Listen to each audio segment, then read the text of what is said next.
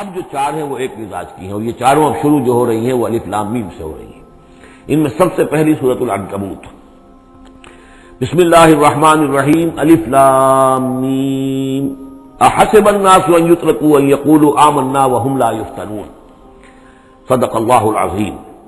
یہ صورت مبارکہ اچھی طرح نوٹ کر لیجئے کہ تقریباً تعین کے ساتھ ہم کہہ سکتے ہیں کہ یہ سن 5 نبوی میں نازل ہوئی ہے، اور صورت اس وقت یہ ہو چکی تھی مکے کے اندر کہ مسلمانوں کو ہر طرح سے ستایا جا رہا تھا۔ 3 سال تک تو یہ ہوا ہے، حضور نے جب اپنی دعوت کا آغاز کیا تو پہلے 3 سال تو یہ ہے کہ کوئی زیادہ الارم محسوس نہیں کیا، خطرہ محسوس نہیں کیا مکے والوں نے، بلکہ انہوں نے کوشش یہ کی کہ چٹکیوں میں اڑا دیں۔ استہزاء ہے، تمسخر ہے، شاعر ہے، ساحر ہے، یہ ہے وہ ہے، جو بھی کہہ کر کہ جیسے کہ ول جو ہوتی ہے کسی کی، اگر یہ ان کی جو ول ہے اس کو کل کر دیا جائے تو اگر یہ بددل ہو کر بیٹھ جائے محمد تو یہ سارا معاملہ خود ہی ختم ہو جائے گا۔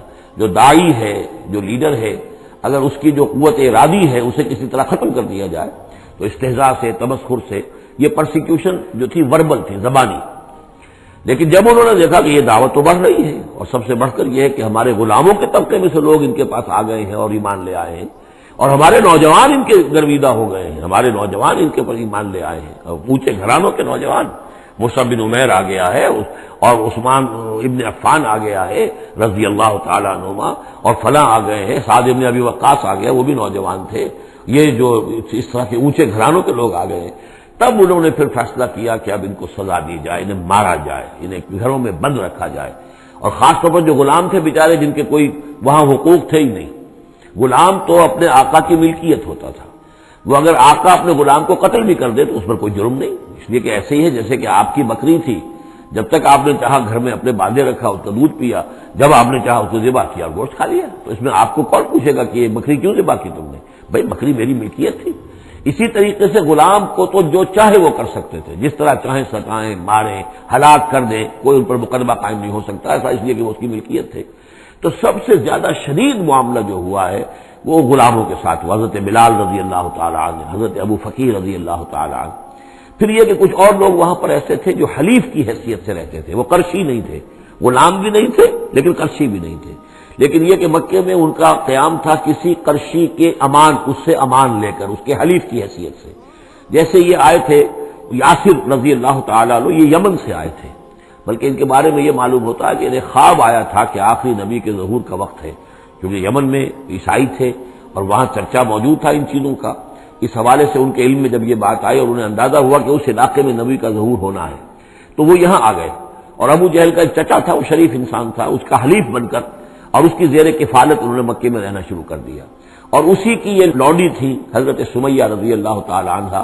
تو جو آقا تھا ابو جہل کا چچا، اس کی اجازت سے حضرت سمیہ سے نکاح کر لیا، اور اللہ نے ان کو بیٹا دیا جس کا نام عمار ہے۔ تو عمار اور ان کے والد یاسر اور والدہ عمار کی اور یاسر کی اہلیہ یہ سمیہ، یہ 3 کا خاندان تھا۔ وہ جو چچا تھا ابو جہل کا، اس کا انتقال ہو گیا، اب گویا کہ اس خاندان کی سربراہی ابو جہل کے ہاتھ میں ہے۔ تو اس نے ان 3 پر جو بھی تشدد کیا ہے سب سے زیادہ، 2 کو تو ٹارچر کے ذریعے سے، اور ٹارچر کے پھر آخری نتیجے میں ان کو دونوں کو شہید کر دیا، حضرت یاسر کو بھی اور حضرت سمیہ کو بھی رضی اللہ تعالیٰ عنہما۔ اور عمار نے بمشکل جو ہے جان بچائی، اپنے ایک کلمہ کفر کہہ کر پھر انہوں نے جان بچا لی، اور پھر اس پر پچھتائے بھی بہت کہ یہ میں نے کلمہ کفر کیوں کہا، لیکن قرآن مجید میں یہ بات واضح کر دی گئی کہ صرف جان بچانے کے لیے کلمہ کفر انسان کہہ دے اور اس کا دل جو ہے وہ مطمئن ہو ایمان کے اوپر، تو اللہ تعالیٰ معاف فرمانے والا ہے۔ بہرحال یہ جو تشدد ہو رہا تھا شدید، انہی میں سے ایک ہے خباب بن الارت رضی اللہ تعالیٰ عنہ۔ یہ لوہار کا کام کرتے تھے، یہ جو اونچے گھرانے کے آدمی نہیں تھے۔ ان کے ساتھ بھی پھر جو کچھ کیا گیا ہے، ان کے ساتھ وہ واقعہ پیش آیا کہ دہتے ہوئے انگارے جو ہیں وہ زمین کے اوپر بچھائے گئے، انہیں بلایا گیا، اتارو اپنا کرتا اتار دیا، اب لیٹ جاؤ ان کے اوپر، ننگی پیٹھ کے بل وہ دہتے ہوئے انگاروں پر لٹا دیے گئے۔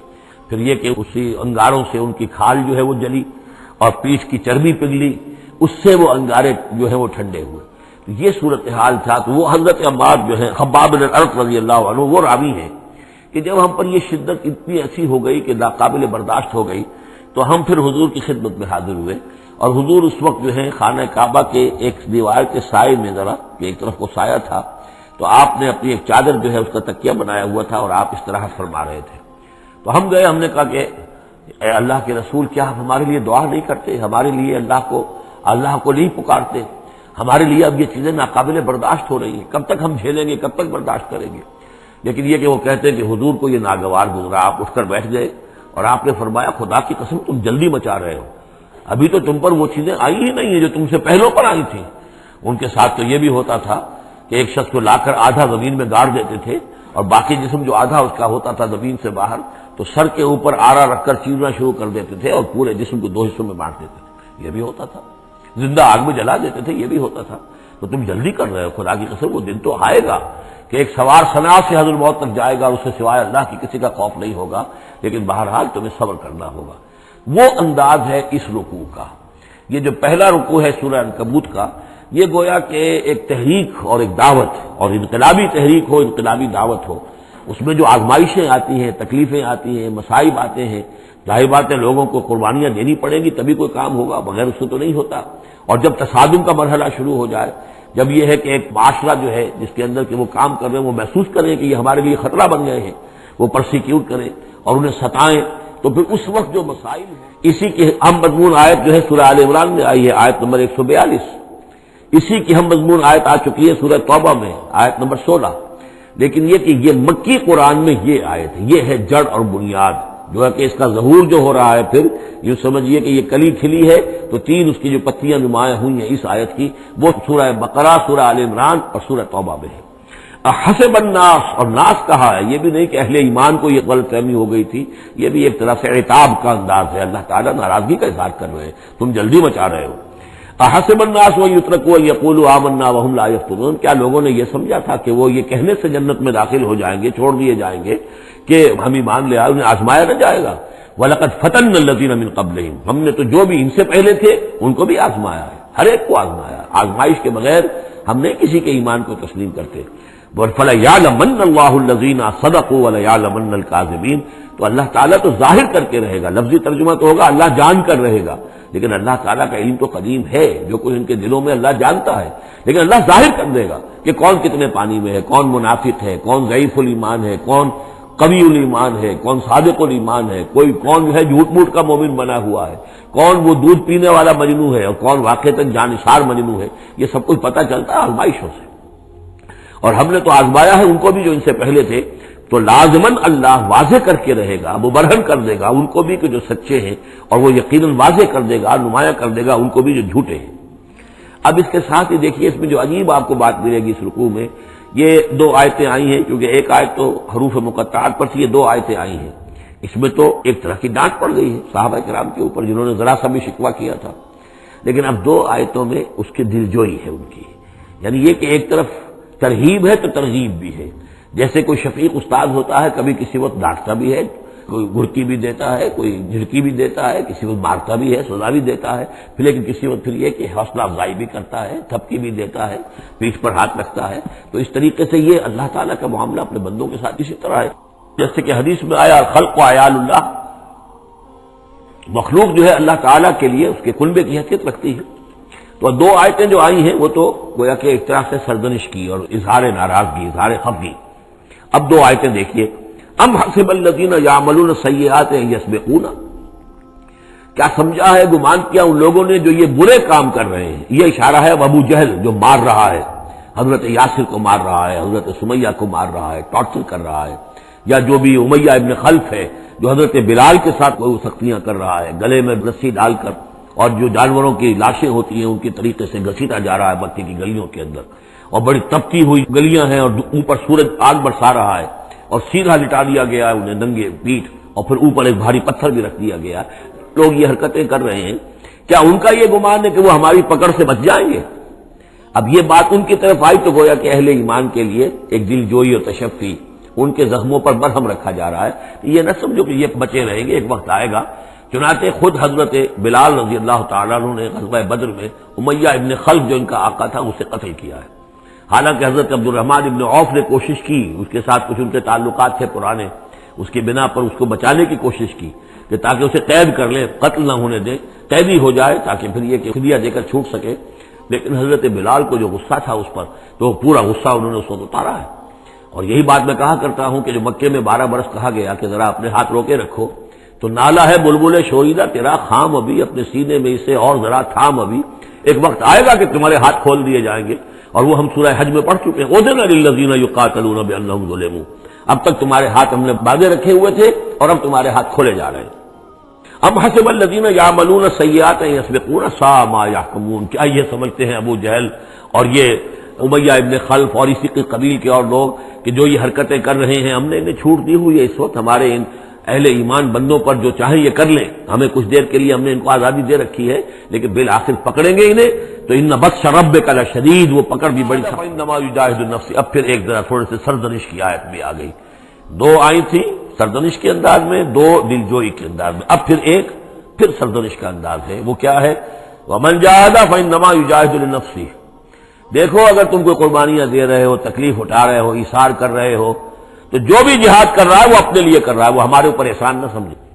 اللہ تعالیٰ کی شان اس سے بہت اونچی ہے، یہ ہم سورہ حجرات میں جا کر پڑھیں گے، یمنون علیک ان اسلموا قل لا تمنوا علی اسلامکم بل اللہ یمن علیکم ان ہداکم للایمان، تم اگر اللہ کے لیے، اللہ کے دین کے لیے کچھ کرتے ہو تو نہ احسان سمجھو اللہ پر اور نہ احسان سمجھو اللہ کے رسول پر، اللہ کا احسان ہے کہ اس نے تمہیں قبول کر لیا ہے اور تمہیں یہ ساری کام کرنے کی توفیق وہ دے رہا ہے، یہ احسان مانو۔ منت بنے کہ خدمت سلطان ہمیں کنی، اس کا احسان نہ دھرو بادشاہ پر کہ تم خدمت کر رہے ہو بادشاہ کی، منت شناس ازو کہ بخدمت بداشت تک، اس کا احسان مانو کہ اس نے تمہیں خدمت کا موقع دیا ہے، تو اللہ تعالیٰ کا احسان مانو اور یہ نہ سمجھو کہ تم اللہ پر کوئی احسان کر رہے ہو۔ ومن جاہد فانما یجاہد لنفسہ، اب دیکھ رہے ہیں کہ کس قدر متعلق یہ چیزیں ہیں، انسانی احساسات ہوتے ہیں، اس طرح کے خیالات آتے ہیں۔ ان اللہ لغنی عن العالمین، اللہ تعالیٰ تو تمام جہانوں سے غنی ہے، اسے کسی کی احتیاج نہیں ہے۔ والذین آمنوا وعملوا الصالحات، اب ایک آیت آ رہی پھر دلجوئی والی، اور جو لوگ ایمان لائے اور جو لوگ نیک عمل کریں گے، ایمان کے تقاضے پورے کریں گے، ثابت قدم رہیں گے، ان مصیبتوں کو جھیلیں گے، لنکفرن عنہم سیئاتہم، ہم لازماً دور کر دیں گے ان سے ان کی برائیوں کو، ان کے نامہ اعمال کے اوپر اگر کوئی دھبے ہوئے بھی، کوئی چھینٹی ہوئی بھی تو ہم انہیں ہٹا دیں گے، اور ولنجزینہم احسن الذی کانوا یعملون، اور لازماً بدلہ دیں گے۔ اس رکوع میں آپ دیکھ رہے ہیں کہ یہ جو لام مفتوح شروع میں اور پھر نون مشدد جو ہے وہ کس قدر تکرار کے ساتھ آ رہا ہے۔ فَلَيَعْلَمَنَّ اللَّهُ الَّذِينَ صَدَقُوا وَلَيَعْلَمَنَّ الْكَاذِبِينَ، آیت نمبر 3 کے اندر بھی 2 مرتبہ وہ صیغہ آیا۔ اب یہاں جو آیا لَنُكَفِّرَنَّ عَنْهُمْ سَيِّئَاتِهِمْ، ہم لازماً ان سے ان کی برائیوں کو دور کر دیں گے، وَلَنَجْزِيَنَّهُمْ أَحْسَنَ الَّذِي كَانُوا يَعْمَلُونَ، اور یقیناً بدلہ دیں گے انہیں بہت عمدہ ان کے اعمال کا۔ وَوَصَّيْنَا الْإِنسَانَ بِوَالِدَيْهِ، اب ایک مسئلہ اور تھا عملی، جو لوگ ایمان لائے تھے نوجوان تھے، جو ان میں سے نوجوان تھے، اب ان کے لیے مسئلہ یہ ہو گیا کہ والدین کہہ رہے ہیں ہمارے حقوق ہیں تمہارے اوپر، ہم نے تمہیں پالا پوسا ہے، لہذا ہمارا حکم مانو، ہم کہتے ہیں کہ محمد سے تم اپنا تعلق توڑ دو، چھوڑو اس کو، دین کو، کیوں اس میں لگے ہوئے ہو؟ آخر تم ہماری اولاد ہو، ہم نے تمہیں پالا، خاص طور پہ ماں حضرت سعد بن ابی وقاص کی والدہ، والد تو فوت ہو چکے تھے لیکن والدہ جو ہے اس نے بڑے ناز و نام میں پالا تھا، اب اس کے بعد مرن برت رکھ لیا اس عورت نے، ماں جو تھی حضرت سعد بن ابی وقاص کی، اگر سعد اپنے باپ کے دین میں واپس نہیں آتا تو میں اپنے آپ کو ہلاک کر دوں گی، مر جاؤں گی، نہ کچھ کھاؤں گی نہ پیوں گی۔ اب دیکھیے اس نوجوان سلیم الفطرت نوجوان جو ایمان لایا ہے محمد صلی اللہ علیہ وسلم، بہرحال وہ ایک شریف انسان ہے، نوجوان ہے، ماں کی یہ حالت دیکھ رہا ہے تو کتنے بڑے امتحان سے دوچار ہو گیا۔ تو مسئلہ پیدا ہوا کہ معاملات میں کیا کیا جائے۔ ایک والدین کے جو احسانات ہیں وہ اپنی جگہ ہیں، والدین کا کے ساتھ حسن سلوک خود قرآن مجید میں 4 جگہ میں نوٹ کرا آیا ہوں، اللہ کے حق کے فوراً بعد والدین کا حق ہے۔ تو اب عملی سوال یہ ہے کہ جہاں یہ دونوں حق ٹکرا جائیں، والدین جو ہے شرک کا حکم دے رہے ہیں، والدین دین کے خلاف حکم دے رہے ہیں، تو کیا کریں؟ فرمایا وَوَصَّيْنَا الْإِنسَانَ بِوَالِدَيْهِ، ہم نے وصیت کی ہے انسان کو اس کے والدین کے بارے میں، حسن سلوک کی وصیت ہم نے کی ہے، بار بار کی ہے۔ وَإِن جَاهَدَاكَ لِتُشْرِكَ بِمَا لَيْسَ لَكَ بِهِ عِلْمٌ، لیکن اگر وہ تم پر دباؤ ڈالیں، تم سے جہاد کریں، اب دیکھیے جہاد کا لفظ یہاں مشرک والدین کے لیے آ رہا ہے، جہاد جد و جہد کرنا، کوشش کرنا، دباؤ ڈالنا۔ وَإِن جَاهَدَاكَ لِتُشْرِكَ بِمَا لَيْسَ لَكَ بِهِ عِلْمٌ، کہ میرے ساتھ تم شرک کرو اور شریک ٹھہراؤ ایسی چیزوں کو جس کے لیے تمہارے پاس کوئی علم نہیں، فَلَا تُطِعْهُمَا، تو ان کا کہنا نہ مانو۔ گویا کہ یہاں وہ اپنی لمٹ سے ایکسیڈ کر رہے ہیں۔ اب والدین کے حقوق ہیں لیکن اللہ کے حقوق کے بعد، اللہ کے حقوق سے پہلے ہے، لہذا اس معاملے میں اللہ کا دین ہے، اللہ کا حکم وہ مقدم رہے گا، والدین کا حکم دوسرے نمبر پر ہوگا۔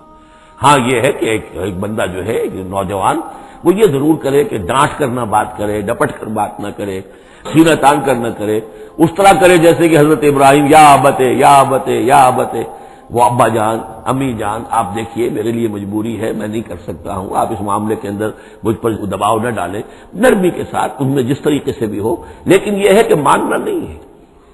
یہ بات اور مزید کھل کر آئے گی سورہ لقمان میں۔ وَإِن جَاهَدَاكَ لِتُشْرِكَ بِي مَا لَيْسَ لَكَ بِهِ عِلْمٌ فَلَا تُطِعْهُمَا، تو ان دونوں کا کہنا مت مان۔ إِلَيَّ مَرْجِعُكُمْ، میری ہی طرف تمہیں لوٹ کر آنا ہے، فَأُنَبِّئُكُم بِمَا كُنتُمْ تَعْمَلُونَ، اور پھر میں تمہیں بتا دوں گا، جتلا دوں گا جو کچھ کہ تم کرتے رہے تھے۔ اب یہاں بھی ایک مسئلہ پیدا ہوتا ہے کہ یہ لوگ اپنے گھر والوں سے کٹ رہے ہیں، والدین سے کٹ رہے ہیں، بھائی سے جدا ہو رہے ہیں۔ اب یہ عتبہ ابن ربیعہ جو بہت بڑا سردار تھا، ان کے بڑے بیٹے جو ہے حذیفہ ابن عتبہ، وہ ایمان لے آئے، اور چھوٹا بھائی وہ تھا کہ جو میدان میں گیا، میدان جنگ میں باپ کے ساتھ غزوہ بدر میں جو پہلے جو 3 جو ہے واصل جہنم ہوئے وہ بھی تھا، ولید بن عتبہ غالباً نام تھا اس کا۔ تو بھائی بھائی سے جدا ہو رہا ہے، رشتہ داروں سے اب کٹ گئے ہیں، والدین سے گھر نکال دیے گئے ہیں، تو اب ان میں جو ان کے دل زخمی ہیں، ان زخمی دلوں پہ مرہم کیا رکھا جا رہا ہے؟ وہ یہ ہے کہ تم صرف کٹے ہی نہیں ہو، جڑے بھی تو ہو۔ اب تم محمد سے جڑ گئے ہو، اب تم ابو بکر سے جڑ گئے ہو، اب تم یہ جو اہل ایمان کا طبقہ ہے، اب ایک نئی برادری وجود میں آ رہی ہے، یہ تمہارے اصل بھائی ہیں، یہ تمہارے جو دین کے اندر بھائی ہیں، جو نظریاتی بھائی ہیں، جو ہم مقصد بھائی ہیں، یہ ہے تمہارے اصل اب عزیز۔ تو اللہ تعالیٰ نے اگر تمہیں کٹنے کا بھی حکم دے دیا ہے، لیکن یہ کہ اس نے تمہارے لیے ایک رفاقت فراہم کی ہے۔ والذین آمنوا وعملوا الصالحات لندخلنہم فی الصالحین، اور یقیناً وہ لوگ جو ایمان لائے اور نیک عمل کرے انہیں داخل کریں گے صالحین میں، اور یہ داخلہ دنیا میں بھی ہو گیا۔ محمد رسول اللہ نے انہیں چھاتی سے لگایا، سینے سے لگایا، اور جیسا کہ 2 دفعہ ہم پڑھ چکے ہیں، حضور کو اللہ تعالیٰ حکم دے رہا ہے کہ آپ ان کے سامنے ذرا اپنے کندھے تواضع، آپ اے محمد آپ تواضع اختیار کیجئے، ان کے سامنے اپنے کندھے جھکائیے۔ وَخْفِضْ جَنَاحَكَ لِلْمُؤْمِنِينَ، اور وَخْفِضْ جناحك لمن اتبعك من المؤمنين، 2 دفعہ آ چکا، سورہ ہجر میں آ چکا، سورہ طہ میں آ چکا۔ تو گویا کہ یہ اللہ تعالیٰ نے اپنا احسان بتایا، اور پھر آخرت میں اولئک مع الذین انعم اللہ علیہم من النبیین والصدیقین والشہداء والصالحین، ان کی رفاقت حاصل ہوگی۔ اب ایک اور بڑا مسئلہ آ رہا ہے، ومن الناس من یقول آمنا باللہ، لوگوں میں سے کچھ ایسے بھی ہیں جو کہتے ہیں ہم ایمان لے آئے اللہ پر، اور لاتے بھی ہیں خلوص کے ساتھ، اخلاص کے ساتھ، کوئی جھوٹ نہیں، کوئی فریب نہیں۔ ظاہر بات ہے کہ مکے میں کوئی فریب کے لیے کوئی ایمان لانے والا نہیں تھا، وہ تو حالات ایسے پیدا ہوئے مدینے میں آ کر کہ جہاں ایمان کا اعلان فریب کے تحت بھی ہونے لگا، لیکن یہ کہ مکے میں تو ظاہر بات ہے جو ایمان لایا اس کو بار پڑھنی شروع ہو گئی، تو اس میں خامخواہ کہے کے لیے کوئی شخص جو ہے وہ جھوٹ موٹ کا ایمان کائے کو لائے گا۔ لیکن یہ ضرور ہوتا ہے کہ کچھ لوگ کم ہمت ہوتے ہیں، جیسا کہ میں بارہا آپ سے عرض کر چکا ہوں، کچھ لوگ باہمت ہوتے ہیں، کچھ کم ہمت ہوتے ہیں۔ باہمت وہ ہے کہ جو ایمان لائے اب ہر کے بعد آباد، ہر جو ہو سو ہو، ماں کشتی درا بنداختے، جان جاتی ہے جائے کوئی بات نہیں، جو ہو سو ہو۔ کچھ لوگ ہوتے ہیں جن میں اتنی ہمت نہیں ہوتی، گھبرا اٹھتے ہیں۔ اب ان کو بتایا جا رہا ہے کہ دیکھو اگر تم نے استقامت کا ثبوت اپنا دیا تو اس کا نتیجہ کیا نکلے گا، تمہارا کیا انجام ہوگا۔ اب وہ ذرا ہے کہ اس میں ان کے لیے پھر تحدید ہے۔ ومن الناس، لوگوں میں سے کچھ ایسے بھی ہیں جو کہتے ہیں من یقول آمنا باللہ، ہم اللہ پر ایمان لائے، فَإِذَا أُوذِيَ فِي اللَّهِ، جب اللہ کی راہ میں اللہ کی توحید کو ماننے کی وجہ سے ان کو ایذا پہنچائی جاتی ہے، پرسیکیوٹ کیا جاتا ہے، انہیں ٹارچر کیا جاتا ہے، جعل فتنة الناس كعذاب اللہ، تو وہ لوگوں کی طرف سے ڈالی ہوئی فتنے کو، آزمائش کو، یہ ایسے اس سے گھبرا اٹھتے ہیں جیسے اللہ کے عذاب سے گھبرانا چاہیے۔ کم ہمتی ہے۔ وَلَئِن جَاءَ نَصْرٌ مِّن رَّبِّكَ، اور اے نبی اگر آپ کے رب کی طرف سے مدد آ جائے، صورتحال تبدیل ہو جائے، فتح آپ کو مل جائے، حالات اچھے ہو جائیں، لَيَقُولُنَّ إِنَّا كُنَّا مَعَكُمْ، اس وقت پھر یہ کہیں گے کہ ہم بھی تو آپ کے ساتھ ہی تھے۔ یہ کردار پہلے بھی آ چکا، سورہ بقرہ میں آ چکا، سورہ حج میں آ چکا۔ وَمِنَ النَّاسِ مَن يَعْبُدُ اللَّهَ عَلَىٰ حَرْفٍ فَإِنْ أَصَابَهُ خَيْرٌ اطْمَأَنَّ بِهِ وَإِنْ أَصَابَتْهُ فِتْنَةٌ انقلب عَلَىٰ وَجْهِهِ خَسِرَ الدُّنْيَا وَالْآخِرَةَ۔ وہی کردار پھر یہاں پر آگے آئے، کوئی کہا کہ ہم ایمان لے آئے، لیکن جب تکلیف آئی، کوئی مصیبت آئی تو ایسے گھبرا گئے جیسے کہ اللہ کے عذاب سے گھبرانا چاہیے، لیکن یہ کہ اس کے بعد اگر نصرت آ جائے تو یہ آپ موجود ہوں گے کہ ہم بھی ساتھی تھے آپ کے۔ اَوَلَيْسَ اللَّهُ بِعَالَمَ بِمَا فِي صُدُورِ الْعَالَمِينَ، تو کیا اللہ بخوبی واقف نہیں ہے اس سے کہ جو تمام جہان والوں کے دلوں کے اندر ہے اور جو ان کے سینوں کے اندر مضمر ہے۔ وَلَيَعْلَمَنَّ اللَّهُ الَّذِينَ آمَنُوا وَلَيَعْلَمَنَّ الْمُنَافِقِينَ، اور یقیناً اللہ ظاہر کر کے رہے گا سچے اہل ایمان کو اور ظاہر کر کے رہے گا منافقین کو۔ گویا کہ یہ شکل جو ہے یوں سمجھیے یہ وہ روگ ہے کہ یہ اگر بڑھ گیا، تم نے ابھی نپ دی ایول ان دی بڈ، ابھی فوری طور پر اس کی اصلاح کر لو، فوری طور پر علاج کر لو، ابھی ٹی بی کا تمہیں انفیکشن ہوئی ہے، فرسٹ سٹیج میں ہے، علاج کر لو، لیکن اگر کہیں تم نے اس وقت پرواہ نہ کی اس کی اور یہ مرض بڑھ گیا تو یہ منافقت تک لے جائے گا تمہیں، اللہ تعالیٰ پھر کھول دے گا کہ یہ منافقت ہے۔ تو یہ ہے اصل میں پورے مکی قرآن میں یہ ایک جگہ ہے جہاں لفظ منافقین آیا ہے، باقی کردار آیا ہے سورہ حج کے اندر بھی، لیکن وہاں لفظ منافق نہیں ہے۔ وَمِنَ النَّاسِ مَن يَعْبُدُ اللَّهَ عَلَىٰ حَرْفٍ فَإِنْ أَصَابَهُ خَيْرٌ اطْمَأَنَّ بِهِ وَإِنْ أَصَابَتْهُ فِتْنَةٌ انقلب عَلَىٰ وَجْهِهِ خَسِرَ الدُّنْيَا وَالْآخِرَةَ، لیکن یہاں کھول دیا گیا یہ کردار کس کا ہے، یہ تو پھر منافقت سے۔ وَلَيَعْلَمَنَّ اللَّهُ الَّذِينَ آمَنُوا وَلَيَعْلَمَنَّ الْمُنَافِقِينَ۔ اب ایک اور تیسرا پرابلم ہے، یہ تین پرابلم یہاں پر ٹیکل کیے گئے ہیں، وہ نوجوان جن کے والدین ان کے اوپر دباؤ ڈال رہے تھے، یا وہ کم ہمت لوگ جو ان ایذاؤں سے گھبرا رہے تھے، اور تیسرا یہ ہے کہ کچھ بزرگ لوگ بڑے مخلصانہ انداز میں آ کر کہتے ہیں نوجوانوں سے، کہاں اپنے کیریئر برباد کر رہے ہو، اچھی بھلے تعلیم حاصل کر رہے تھے، تم جا رہے تم کس کام میں پڑ گئے ہو، اب تمہاری تعلیم اس درجے کی نہیں رہی ہے، تمہارا کاروبار اچھا جا رہا تھا، کیریئر تھا، تمہارا پروفیشن بہت چمک رہا تھا اور تم اس کام میں پڑ گئے ہو، دیکھو یہ تو ایک شخص نے تمہیں ورغلا دیا، دیکھو ہمارے راستے پر چلو، راستہ صحیح یہی ہے، ہم آخر بوڑھے لوگ ہیں، ہمارا تجربہ ہے، ہم نے اپنے بال دھوپ میں سفید نہیں کیے ہیں، ہم تمہیں اپنے تجربے کی وجہ سے کہہ رہے ہیں کہ ہمارے راستے ہی پر چلتے رہو اور کوئی اس کے اندر نقصان نہیں ہوگا، کوئی اللہ کے یہاں پکڑ نہیں ہوگی، اور اچھا اگر اللہ کے یہاں پکڑ ہوئی تو تمہاری طرف سے ہم جواب دہ ہیں، تمہارے گناہوں کا بوجھ ہم اٹھا لیں گے۔ اب یہ گویا کہ نہایت ناصحانہ انداز، مخلصانہ انداز، بزرگانہ انداز اس میں یہ بات کہی جاتی تھی، اب اس میں کیا کریں، اس کا جواب دیا گیا۔ وقال الذین کفروا للذین آمنوا اتبعوا سبیلنا، اور کہتے ہیں یہ کافر ان سے کہ جو ایمان لے آئے، ہمارے ہی راستے کی پیروی کرو، چلے آؤ انہی راستوں پر، ولنحمل خطایاکم، ہم اٹھا لیں گے تمہاری خطاؤں کو، یعنی تمہاری خطاؤں کا بوجھ، تمہارے گناہوں کی سزا ہم بھگت لیں گے۔ وما هم بحاملین من خطایاہم من شیء، اور نہیں ہے وہ ان کی خطاؤں میں سے اٹھانے والے کچھ بھی، انہم لکاذبون، وہ جھوٹ بول رہے ہیں۔ ولا يحملن اثقالهم واثقالا مع اثقالهم، البتہ وہ اٹھائیں گے لازماً، پھر دیکھیے وہ ليعلمن الله الذين آمنوا ولا يعلمن المنافقين، اور یہاں پھر وہ لفظ آیا ولا يحملن اثقالهم، وہ لازماً اٹھائیں گے اپنے بوجھ بھی، اور یہ جو گمراہ کرنے کی کوشش کر رہے ہیں اس کی وجہ سے اپنے بوجھوں میں اضافہ کر رہے ہیں، وہ مزید بوجھ ہوں گے، لیکن اے نوجوانوں اگر تم نے ان کی بات مان لی تو تمہارے بوجھ جو ہے وہ نہیں رہ سکیں گے، وہ تمہیں کو اٹھانے پڑیں گے۔ ولا يسألن يوم القيامة عما كانوا يفترون، اور ان سے لازماً باس پرس ہوگی قیامت کے دن جو افتراء وہ کرتے رہے تھے، جو جھوٹ انہیں گھڑا تھا کہ ہم تمہارے بوجھ اٹھا لیں گے، جبکہ لا تزر وازرة وزر اخرى، قیامت میں کوئی نہیں ہے جان جو کسی دوسرے کا بوجھ اٹھا لے۔ یہ 13 آیات، بلکہ یہ کہ اگر حروف مقطعات نکال دے تو 12 آیات، یہ میں سمجھتا ہوں کہ کسی بھی انقلابی اسلامی تحریک کے کارکن کے لیے یہ حرز جان بننے والی آیات ہے، کہ یہ معلوم ہے کہ اس کے ذہن میں، اس کے شعور میں پیوست ہو جائیں، جیسے کہ پتھر پر کھود دیا جائے اس کا نقش ہو جائیں۔ وَلَقَدْ أَرْسَلْنَا نُوحًا إِلَىٰ قَوْمِهِ فَلَبِثَ فِيهِمْ أَلْفَ سَنَةٍ إِلَّا 50 عَامًا فَأَخَذَهُمُ الطُّوفَانُ وَهُمْ ظَالِمُونَ صدق اللہ العظیم۔ رب اشرح لي صدری ويسر لي امری واحلل عقدۃ من لسانی یفقہوا قولی۔ سورہ عنکبوت کے کل 7 رکوع ہیں۔ پہلا رکوع جیسا کہ میں عرض کر چکا ہوں کہ قرآن مجید کے اہم ترین مقامات میں سے ہے، خاص طور پر دعوت اور تحریک اور اللہ تعالیٰ کے دین کے غلبے کی جد و جہد میں جو مسائل درپیش ہوتے ہیں کارکنوں کو، اس دور میں جب کہ پرسیکیوشن ہو، ستایا جا رہا ہو، مشکلات آ رہی ہوں، قربانیاں دینی پڑیں، تو اس کے جتنے بھی مسائل پیدا ہوتے ہیں ان سب کا بہت ہی جامع جو بیان ہے اور رہنمائی ہے وہ اس رکوع میں آ چکی ہے۔ اسی لیے میں نے اس پر زیادہ وقت صرف کیا ہے کہ جو عام طور پہ دورہ ترجمہ قرآن کے درمیان اتنا وقت جو نہیں لگایا جا سکتا۔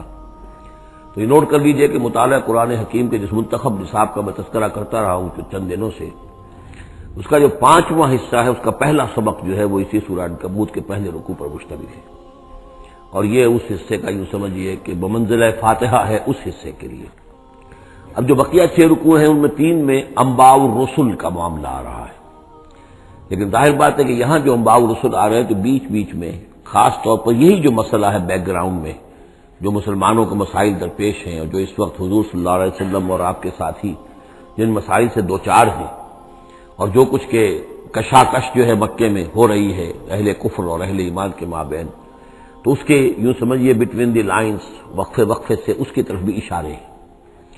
پھر جو بقیہ 3 رکوع رہ جائیں گے، ان 3 رکوعوں میں 2 لڑیاں ہیں جو بٹی ہوئی ہیں. ایک لڑی میں خطاب ہے مشرکین عرب کی طرف، اور ایک لڑی میں جو اہل ایمان تھے، جو حضور صلی اللہ علیہ وسلم پر ایمان لائے تھے، جو ان مشکلات سے 2-4 تھے، وہاں بھی پھر گن کر 10 ہدایات ان کو دی گئی ہیں. لیکن وہاں یہی ہے کہ وہ بٹی ہوئی ہونے کی وجہ سے لڑیاں، وہ کٹا پھٹا معاملہ ہوگا، جیسے کہ سورہ بقرہ میں آپ کو بتا چکا ہوں یا سورہ نساء میں. وَلَقَدْ أَرْسَلْنَا نُوحًا إِلَىٰ قَوْمِهِ، اور ہم نے بھیجا تھا نوح کو اس کی قوم کی طرف. فَلَبِثَ فِيهِمْ أَلْفَ سَنَةٍ إِلَّا 50 عَامًا، تو رہا ان کے مابین وہ 1000 برس سے صرف 50 برس کم، 950 برس. حضرت نوح کا ذکر کتنی مرتبہ آ چکا ہے، لیکن یہ بات پہلے کبھی نہیں کہی گئی. یہاں کیوں کہی گئی کہ اے مسلمانوں تم ابھی پریشان ہو گئے ہو، ابھی اس کے امتحان اور بھی ہیں. اور جیسے کہ سورہ انعام میں آیا تھا، اے نبی اگر آپ کو یہ جھٹلا رہے ہیں وَإِن يُكَذِّبُوكَ فَقَدْ كُذِّبَ رُسُلٌ مِّن قَبْلِكَ، تو آپ سے پہلے ہمارے رسول تھے، انہوں نے صبر کیا. ذرا یاد کیجئے کہ ہمارے بندے نوح نے علیہ الصلوۃ والسلام 950 برس تک صبر کیا. تو اے مسلمانوں تم سوچو، تم ابھی سے گھبرا گئے ہو. یہ موج پریشاں خاطر کو پیغام لبے ساحل نے دیا ہے، دور وصال بحر کبھی تو موجوں میں گھبرا بھی گئی. فاخذہم الطوفان وہم ظالمون، تو اس کی قوم کو، حضرت نوح کی قوم کو آ پکڑا طوفان نے، اور وہ ظالم تھے، گناہگار تھے. فانجیناہ واصحاب السفینہ، تو ہم نے بچا لیا اس کو، یعنی حضرت نوح کو اور کشتی والوں کو. وجعلناها آیۃ للعالمین، اور اسے ہم نے بنا دیا تمام جہان والوں کے لیے ایک نشانی. وابراہیم، اور ہم نے بھیجا ابراہیم کو، اذ قال لقومہ، جبکہ اس نے کہا اپنی قوم سے، اعبدوا اللہ واتقوہ، اللہ کی بندگی اختیار کرو اور اس کا تقوی اختیار کرو. ذالکم خیر لکم ان کنتم تعلمون، یہی تمہارے لیے بہتر ہے اگر علم رکھتے ہو. انما تعبدون من دون اللہ اوثانا، یہ جن کو تم پوج رہے ہو اللہ کو چھوڑ کر، یہ تو صرف کچھ بت ہیں، ان کے تھان ہیں جو تم نے بنا لیے ہیں. وتخلقون افکا، اور تم نے جھوٹ موٹ گھڑا ہوا ہے، اس کی کوئی بنیاد نہیں، کوئی سند نہیں، نہ عقل میں اور نہ ہی کسی اللہ کی اتاری ہوئی کتاب میں. ان الذین تعبدون من دون اللہ لا یملکون لکم رزقا، یہ لوگ جنہیں تم پوجتے ہو اللہ کے سوا، وہ تمہیں رزق نہیں دینے کا اختیار رکھتے. فابتغوا عند اللہ الرزق، تو رزق تلاش کرو اللہ کے پاس، اللہ سے مانگو رزق، اللہ سے اپنی مشکل کشائی کی درخواست کرو، اللہ سے اپنی حاجت روائی کے لیے دعا کرو. واعبدوہ، اور اس کی بندگی کرو. واشکروا لہ، اور اس کا شکر ادا کرو. الیہ ترجعون، یقیناً اسی کی طرف تم لوٹا دیے جاؤ گے. اب یہ ذکر حضرت ابراہیم کا کر کر طویل جو ہے ایک جملہ معترضہ آ رہا ہے کہ رخ موڑ دیا گیا ہے اس وقت جو کشاکش ہو رہی تھی حضور کے اور مشرکین مکہ کے درمیان، اب ذکر اس کا ہو رہا ہے. وَإِن تُكَذِّبُوا، گویا کہ اب خطاب ہو رہا ہے اہل مکہ سے، اور اگر تم جھٹلا رہے ہو فقد کذب امم من قبلکم، تو دیکھو تم سے پہلے بہت سی قوموں نے جھٹلایا. وما علی الرسول الا البلاغ المبین، اور ہمارے رسول پر محمد پر صلی اللہ علیہ وسلم کوئی ذمہ داری نہیں ہے سوائے واضح طور پر اور صاف صاف پہنچا دینے کے. اولم یروا کیف یبدی اللہ الخلق ثم یعیدہ، کیا وہ دیکھتے نہیں ہے کیسے اللہ تعالیٰ تخلیق پہلی مرتبہ کرتا ہے پھر وہ دوبارہ بھی کرے گا. ان ذلک علی اللہ یسیر، اور یہ اللہ تعالیٰ پر بہت آسان ہے. قل سیروا فی الارض فانظروا، اور تو ان سے کہیے کہ ذرا گھومو پھرو زمین میں اور دیکھو کیف بدا الخلق، کیسے اللہ تعالیٰ پہلے تخلیق کیا ہے اس نے خلق کو. ثم اللہ ينشئ النشأة الآخرہ، پھر اللہ اٹھائے گا یا اٹھاتا ہے. دنیا میں بھی ہو رہا ہے کہ کھیتی جو ہے وہ ختم ہو گئی، پھر اگلی پھر ایک فصل آ گئی، پھر فصل آ گئی، تو یہ تو ایک سائیکل چل رہا ہے. اور پھر یہ کہ اللہ تعالیٰ دوسری مرتبہ تمہیں اسی طرح اٹھا دے گا. نشأۃ آخرہ جو ہے آخرت کی جو تمہیں اٹھانا ہے وہ اللہ کے اختیار میں ہے. ان اللہ علی کل شیء قدیر، یقیناً اللہ ہر شے پر قادر ہے. یعذب من یشاء ویرحم من یشاء، وہ جس کو چاہتا ہے عذاب دے گا اور جس کو چاہے گا رحم فرمائے گا. وَإِلَيْهِ تُقْلَبُونَ، اور اسی کی طرف تم لوٹا دیے جاؤ گے. وَمَا أَنْتُم بِمُعْجِزِينَ فِي الْأَرْضِ، اور تم اسے شکست نہیں دے سکتے زمین میں. وَلَا فِي السَّمَاءِ، نہ آسمان میں، نہ زمین میں کہیں بھاگ کر نہ آسمان میں کہیں بھاگ کر اللہ کو عاجز کر سکتے ہو. وَمَا لَكُم مِّن دُونِ اللَّهِ مِن وَلِيٍّ وَلَا نَصِيرٍ، اور نہیں ہے کوئی تمہارا اللہ کے سوا نہ حمایت، یعنی اللہ کے ورے یا اللہ کے مقابلے میں. یہ دون کا لفظ بہت سے معنی دیتا ہے عربی زبان میں، دیکھنا ہوتا ہے کس کانٹیکسٹ میں کیا معنی ہے. اس کانٹیکسٹ میں اللہ کے مقابلے میں تمہارا کوئی نہ ولی ہوگا نہ نصیر ہوگا، نہ کوئی حمایتی نہ مددگار. والذین کفروا بآیات اللہ ولقائہ، اور جن لوگوں نے کفر کیا اللہ کی آیات کا اور اس سے ملاقات کا انکار کیا. اولئک یئسوا من رحمتی، یہ وہ لوگ ہیں جو میری رحمت سے مایوس ہو چکے ہیں. واولئک لہم عذاب علیم، اور ان کے لیے دردناک عذاب ہے. یہاں یہ جملہ معترضہ ختم ہوا اور اب پھر حضرت ابراہیم کا تذکرہ آ رہا ہے. فما کان جواب قومہ، تو نہیں تھا کوئی جواب حضرت ابراہیم کی قوم کا، الا ان قالوا، سوائے اس کے کہ انہوں نے کہا اقتلوہ او حرقوہ، اس ابراہیم کو قتل کر دو یا اسے جلا دو. فانجاہ اللہ من النار، تو اللہ تعالیٰ نے انہیں نجات دی آگ سے. ان فی ذلک لآیات لقوم یؤمنون، اور یقیناً اس میں نشانیاں ہیں ان لوگوں کے لیے جو ایمان رکھتے ہیں. وقال انما اتخذتم من دون اللہ اوثانا مودۃ بینکم فی الحیاۃ الدنیا. اب یہ ہے جو بہت اہم جو بات ہے جو کہی ہے انہوں نے، اور انہوں نے کہا حضرت ابراہیم علیہ السلام نے کہ دیکھو تم نے جو یہ اللہ کے سوا بت بنا رکھے ہیں، انہیں پوجتے ہو، یہ بھی تم بھی جانتے ہو کہ ان کے پاس کچھ نہیں ہے، تم بھی جانتے ہو کہ ان کو کوئی اختیار حاصل نہیں ہے، تم بھی اور واقع ہو چکے میرے متنبع کرنے کے نتیجے میں تم آگاہ ہو چکے ہو کہ یہ تمہاری حماقت ہے، لیکن تم کیوں چمٹے ہوئے ہو؟ مودۃ بینکم فی الحیات الدنیا، دنیا کی زندگی میں تمہاری باہمی محبتیں جو ہے وہ چمٹا رہی ہیں. اب کیا کریں، ہماری قوم ہے، ہماری برادری ہے، ہمارا خاندان ہے، وہ سب یہی کر رہا ہے. میں اگر چھوڑ دوں گا تو میں آؤٹ کاسٹ ہو جاؤں گا، میں تو نکل جاؤں گا پھر برادری سے. اکیلا آدمی کیسا رہے؟ یہ چیزیں ہیں کہ جو انسان کو پھر جمع کر رکھتی ہیں. جیسے عصبیت کا ذکر آیا تھا پچھلی صورت میں کہ اب عصبیت نہیں ہونی چاہیے، اسی طریقے سے یہ عصبیت ہی نہیں بلکہ یہ کہ جتنے بھی رشتہ داریاں ہیں، دوستیاں ہیں، کاروبار ہیں، یہ معاملہ جو ہے کہ حق تم پر منکشف ہو چکا ہے. تم جان چکے ہو کہ یہ صرف کوئی شے نہیں ہے یہ تم کر رہے تھے، تمہارے آباء و اجداد نے جو رسمیں ڈالی ہوئی ہیں، اور تمہیں میں نے متنبع کر دیا ہے. تم نے اپنے دیوں میں جھانک کر دیکھ لیا ہے، اپنے گریبان میں جھانک کر دیکھ لیا ہے، اور تم پر یہ بات منکشف ہو چکی ہے کہ جو میں کہہ رہا ہوں وہ ٹھیک ہے. پھر بھی تم جو چمٹے ہوئے ہو اپنے اس نظام کے ساتھ، تو اس کا سبب صرف ایک ہے، وقال انما اتخذتم من دون اللہ اوثانا مودۃ بینکم فی الحیات الدنیا، تمہاری باہمی محبتیں جو ہیں دنیا کی زندگی میں وہ تمہیں چمٹائے رہتی ہیں. یہی معاملہ ہے اس دنیا میں جب کوئی تحریک اٹھتی ہے اللہ کے دین کے کام کرنے کے لیے، اور بہت مخلص لوگ اس میں شامل ہوتے ہیں، محنت کرتے ہیں، کوشش کرتے ہیں. فرض کیجئے کسی شخص سے کوئی غلطی ہو گئی، کوئی غلط رخ مڑ گئی تحریک، اب وہ تحریک جو ہے وہ کافی عرصے کے بعد اس کے اثرات ظاہر ہوئے، اس کے نتائج جو ہے لوگوں کے سامنے آ رہے ہیں، محسوس بھی ہو جاتا ہے کہ یہ واقعتاً ہم کسی غلط راستے پر آ گئے ہیں. لیکن یہ کہ پھر وہ ایک عصبیت جماعتی ایسی پیدا ہو جاتی ہے کہ سب کچھ ماننے کے باوجود پھر اس جماعت کو چھوڑنے کو تیار نہیں ہوتی. ہماری دوستیاں ہیں، ہماری رشتہ داریاں ہیں، ہمارے کاروباری تعلقات ہیں، یا یہ کہ کچھ لوگوں کے تو اپنے مفادات بھی اس میں شامل ہو جاتے ہیں، اس لیے کہ کچھ عرصے کے بعد ہر جماعت جو ہے وہ ایک فرقہ بن جاتی ہے. جیسے کہ آپ کو معلوم ہے کہ اللہ تعالیٰ نے اس امت کے لیے جو ہے وہ 3 چیزوں کا بندوبست کیا ہے ختم نبوت کے خلا کو پر کرنے کے لیے. نبوت ختم ہو گئی محمد رسول اللہ پر، تو جو خلا پیدا ہوا وہ 3 چیزوں سے پر ہوا. نمبر 1، قرآن کی حفاظت کا ذمہ اللہ نے لے لیا، جب پہلے تورات کا لیا تھا نہ انجیل کا لیا تھا. نمبر 2، ہر صدی میں مجددین کے اٹھانے کا اہتمام کر لیا. ایسے لوگ اٹھاتے رہے، نبی تو نہیں ہوں گے، وہی نہیں آئے گی، لیکن وہ دین کو تازہ کریں گے، دین کی حقیقی تعلیمات جو لوگ بھول چکے ہوں گے دوبارہ یاد دلائیں گے، دین کی اصل حقائق کی طرف متوجہ کریں گے. اور تیسرا یہ کہ ایک جماعت ضرور قائم رہے گی حق پر، لا تزال فی امتی طائفۃ قائمین علی الحق.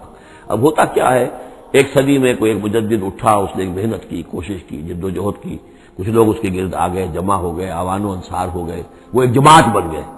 لیکن یہ کہ اگلی نسل میں کیا ہوگا، یہ لوگ جو آئے تھے اس کے ساتھ یہ تو آئے تھے فیس ویلیو پر، اس کو قبول کر دے گے، یہ دعوت صحیح ہے، لیکن ان کی اولاد اب اس لیے چمٹ رہی ہے کہ ہمارے والد تھے اس جماعت میں. اب یہ عصبیت کا ایک سلسلہ شروع ہوا.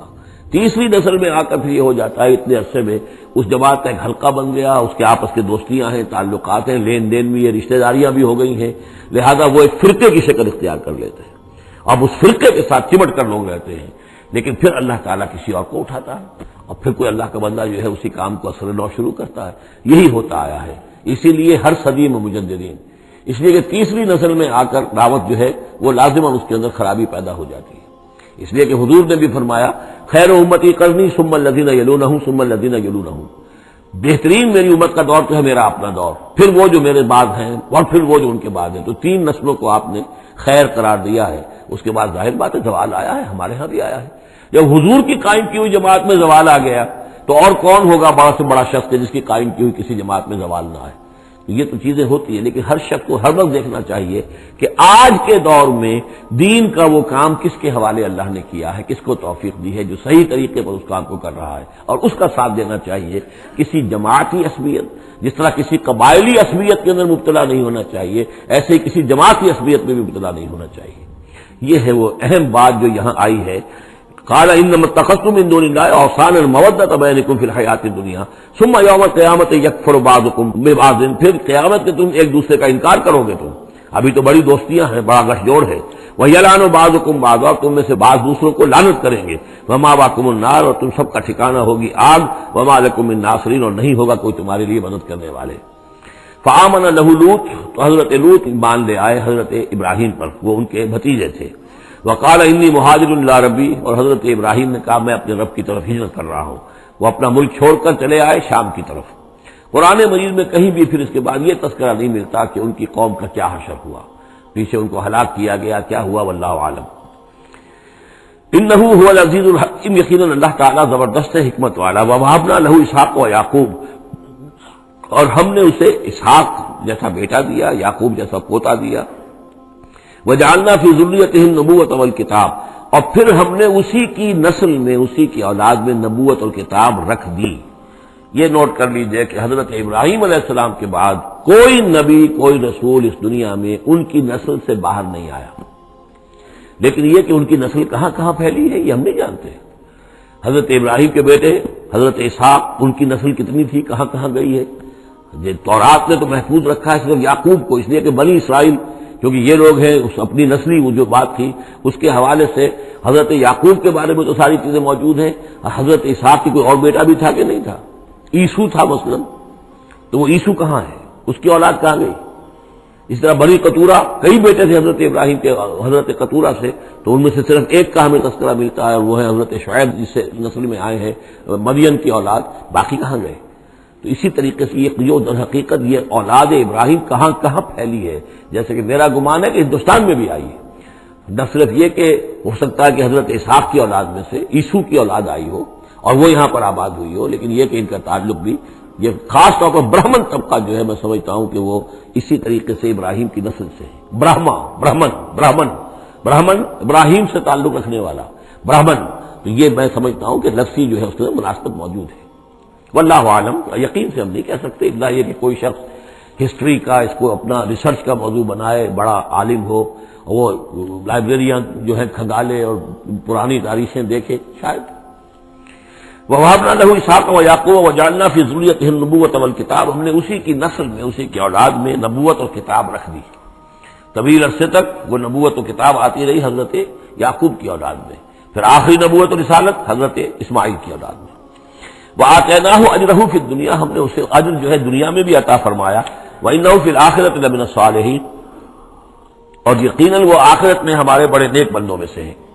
وَلُوطًا، اور ہم نے لوط کو بھیجا. اذ قال لقومہ انکم لتاتون الفاحشہ، جب انہوں نے کہا اپنی قوم سے، یہ جو قوم کہا گیا مجازن، حقیقتاً وہ قوم ان کی نہیں تھی. حضرت لوط جو ہے وہ تو بھیجے گئے ہیں ان شہروں کی طرف، یہی ایک استثناء ہے، ورنہ ہر قوم کی طرف رسول اسی میں سے بھیجا گیا.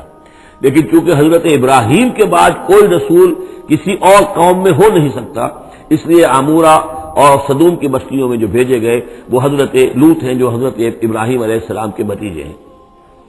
انکم لتاتون الفاحشۃ، تم لوگ بڑی بے حیائی کا ارتکاب کر رہے ہو. ما سبقکم بہا من احد من العالمین، تمام جہان والوں میں کسی قوم نے تم سے پہلے یہ حرکت نہیں کی. انکم لتاتون الرجال، کیا تم مردوں کی طرف آتے ہو اپنی شہوت کو پورا کرنے کے لیے. وتقطعون السبیل، اور راستہ مارتے ہو. یعنی فطرت کا راستہ تو یہ ہے، اولاد ہوتی ہے تو ہوتی ہے مرد اور عورت کے ملاپ سے. تم نے جو راستہ اختیار کیا تو گویا کہ اس فطرت کی راہ کو تم کاٹ رہے ہو. وَتَأْتُونَ فِي نَادِيكُمُ الْمُنكَرَ، اور تم اپنی مجلسوں میں یہ اس کا ارتکاب کرتے ہو. یہ ان کی بے حیائی کی اور ڈھٹائی کی انتہا ہو گئی تھی. فما کان جواب قوم ہی، تو نہیں تھا جواب اس کی قوم کا کوئی، الا ان قالوا، سوائے اس کے کہ انہوں نے کہا ائتنا بعذاب اللہ ان كنت من الصادقین، اے لوط اگر سچے ہو تو اللہ کا عذاب لے آؤ. قال رب انصرنی علی القوم المفسدین، تو حضرت لوط نے دعا کی پروردگار میری مدد فرما ان مفسدوں کے خلاف. ولما جاءت رسلنا ابراہیم بالبشرا، اور جب ہمارے جو ایلچی تھے یعنی وہ جو فرشتے آئے تھے انسانی شکل میں ابراہیم کے پاس بشرا لے کر، بشارت لے کر حضرت اسحاق کی ولادت کی. قالوا انا مہلکو اہل هذه القرية، انہوں نے کہا کہ ہم ہلاک کرنے کے لیے بھیجے گئے ہیں ان بستی والوں کو. ان اہلها كانوا ظالمین، یقیناً اس کے جو بستی والے جو ہیں، اس بستی کے لوگ رہنے والے، وہ بڑے ظالم ہیں، گناہگار ہیں. قال ان فيها لوطا، حضرت ابراہیم نے کہا اس میں تو لوط بھی تو ہے اسی بستی کے اندر. قالوا نحن اعلم بمن فیہا، انہوں نے کہا ہمیں خوب معلوم ہے کہ کون کون ہے اس میں، لننجینہ اہلہ الا امرأتہ، ہم اسے بچا لیں گے، نجات دیں گے اس کو بھی، اس کے گھر والوں کو بھی، سوائے اس کی بیوی کے، کانت من الغابرین، وہ ہوگی رہ جانے والوں میں۔ ولما ان جاءت رسلنا لوطا، اور جب وہ ہمارے ایلچی جو ہے وہ پہنچے حضرت لوط کے پاس، سیء بہم، ان کو دیکھ کر وہ پریشان ہوئے، وضاق بہم ذرعا، اور ان کا دل جو بہت تنگ ہوا، خوبصورت لڑکوں کی شکل میں آئے تھے۔ وقالوا لا تخف ولا تحزن، انہوں نے کہا نہیں آپ نہ کوئی خوف کھائیں اور نہ کوئی رنجیدہ ہوں، انا منجوک واہلک، ہم تو آپ کو نجات دینے کے لیے آئے ہیں اور آپ کے گھر والوں کو، الا امرأتک، سوائے آپ کی بیوی کے، کانت من الغابرین، وہ پیچھے رہنے والوں ہی میں ہے۔ انا منزلون علی اہل هذه القرية رجزا من السماء، ہم نازل کرنے والے ہیں اس بستی کے رہنے والوں پر ایک آفت، ایک عذاب آسمان سے، بما كانوا يفسقون، پر سبب اس فسق کے اور فجور کے اور گندگی کے جو وہ کر رہے تھے۔ وَلَقَدْ تَرَكْنَا مِنْهَا آيَةً بَيِّنَةً، اور ہم نے چھوڑ دیا اس میں سے، اس بستی میں سے کوئی نشانی جو ہے وہ اس وقت تک موجود ہوگی جب کہ قرآن نازل ہوا ہے، اسی لیے کہ قرآن کہتا ہے بار بار تم گزرتے ہو ان بستیوں کے کھنڈرات کے اوپر سے، بَيِّنَةً لِقَوْمٍ يَعْقِلُونَ، ان لوگوں کے لیے کہ جو عقل سے کام لے۔ وَإِلَىٰ مَدْيَنَ أَخَاهُمْ شُعَيْبًا، اور مدین کی طرف ہم نے بھیجا ان کے بھائی شعیب کو، فقال یا قوم اعبدوا اللہ، اور انہوں نے کہا کہ اے میری قوم کے لوگوں اللہ کی بندگی کرو، وارجوا الیوم الآخرہ، اور دیکھو آخرت کے دن کی، قیامت کے دن کی انتظار میں رہو، امید میں رہو، وہ قیامت کا دن آ کر رہے گا۔ ولا تعثوا فی الارض مفسدین، اور زمین میں فساد بچاتے مت پھرو۔ فکذبوہ، تو انہوں نے اس کو جھٹلا دیا، فاخذتہم الرجفۃ، تو انہیں آ پکڑا ایک زلزلے نے، فاصبحوا فی دارہم جاثمین، تو وہ اپنے گھروں کے اندر پڑے رہ گئے اوندھے ہوئے۔ وعادا وثمودا، اسی طرح عاد اور سمود، وقد تبین لکم من مساکنہم، اور تمہیں معلوم ہے کہ ان کے مسکن کہاں تھے، تمہارے لیے واضح ہیں کہاں رہتے تھے، یہ کہاں آباد تھے۔ بزین لہم الشیطان اعمالہم، اور شیطان نے ان کے لیے ان کے برے اعمال کو، مشرکانہ افعال کو مزین کر دیا تھا، اسی میں مگن تھے، خوش تھے۔ فصدہم عن السبیل، اور روک دیا تھا انہیں اللہ کے صحیح راستے سے، صراط مستقیم سے، جو صراط توحید ہے اس سے۔ وَكَانُوا مُسْتَبْصِرِينَ، حالانکہ وہ تھے بہت ہوشیار، بہت غور کرنے والے، سوچنے والے، بڑے دانشور تھے، لیکن یہ کہ یہ بڑے دانشور جو ہے کسی جگہ ایسا بھی ہوتا ہے، بہت بڑا عقل مند انسان جو ہے وہ اپنے ناک کے نیچے کے پتھر سے ٹھوکر کھاتا ہے۔ یہ اور اس کی سب سے بڑی مثال جو ہے وہ ہمارے آج کل کے سائنسدان ہیں، کتنی باریکیاں دیکھ رہے ہیں اس کائنات کی، سب کچھ دیکھ لیا، اللہ نظر نہیں آتا، کہاں سے کہاں دیکھ رہے ہیں، کتنی بڑی بڑی ٹیلیسکوپس ہیں، اور کتنے ٹریلین وہ لائٹ ایئرز کے اوپر دریافت کر رہے ہیں کہ نیا ستارہ وجود میں آ گیا، سب کچھ ہو رہا ہے، لیکن یہ کہ ان تمام چیزوں کو دیکھنے کے باوجود ان کا دماغ اللہ کی طرف منتقل نہیں ہوتا۔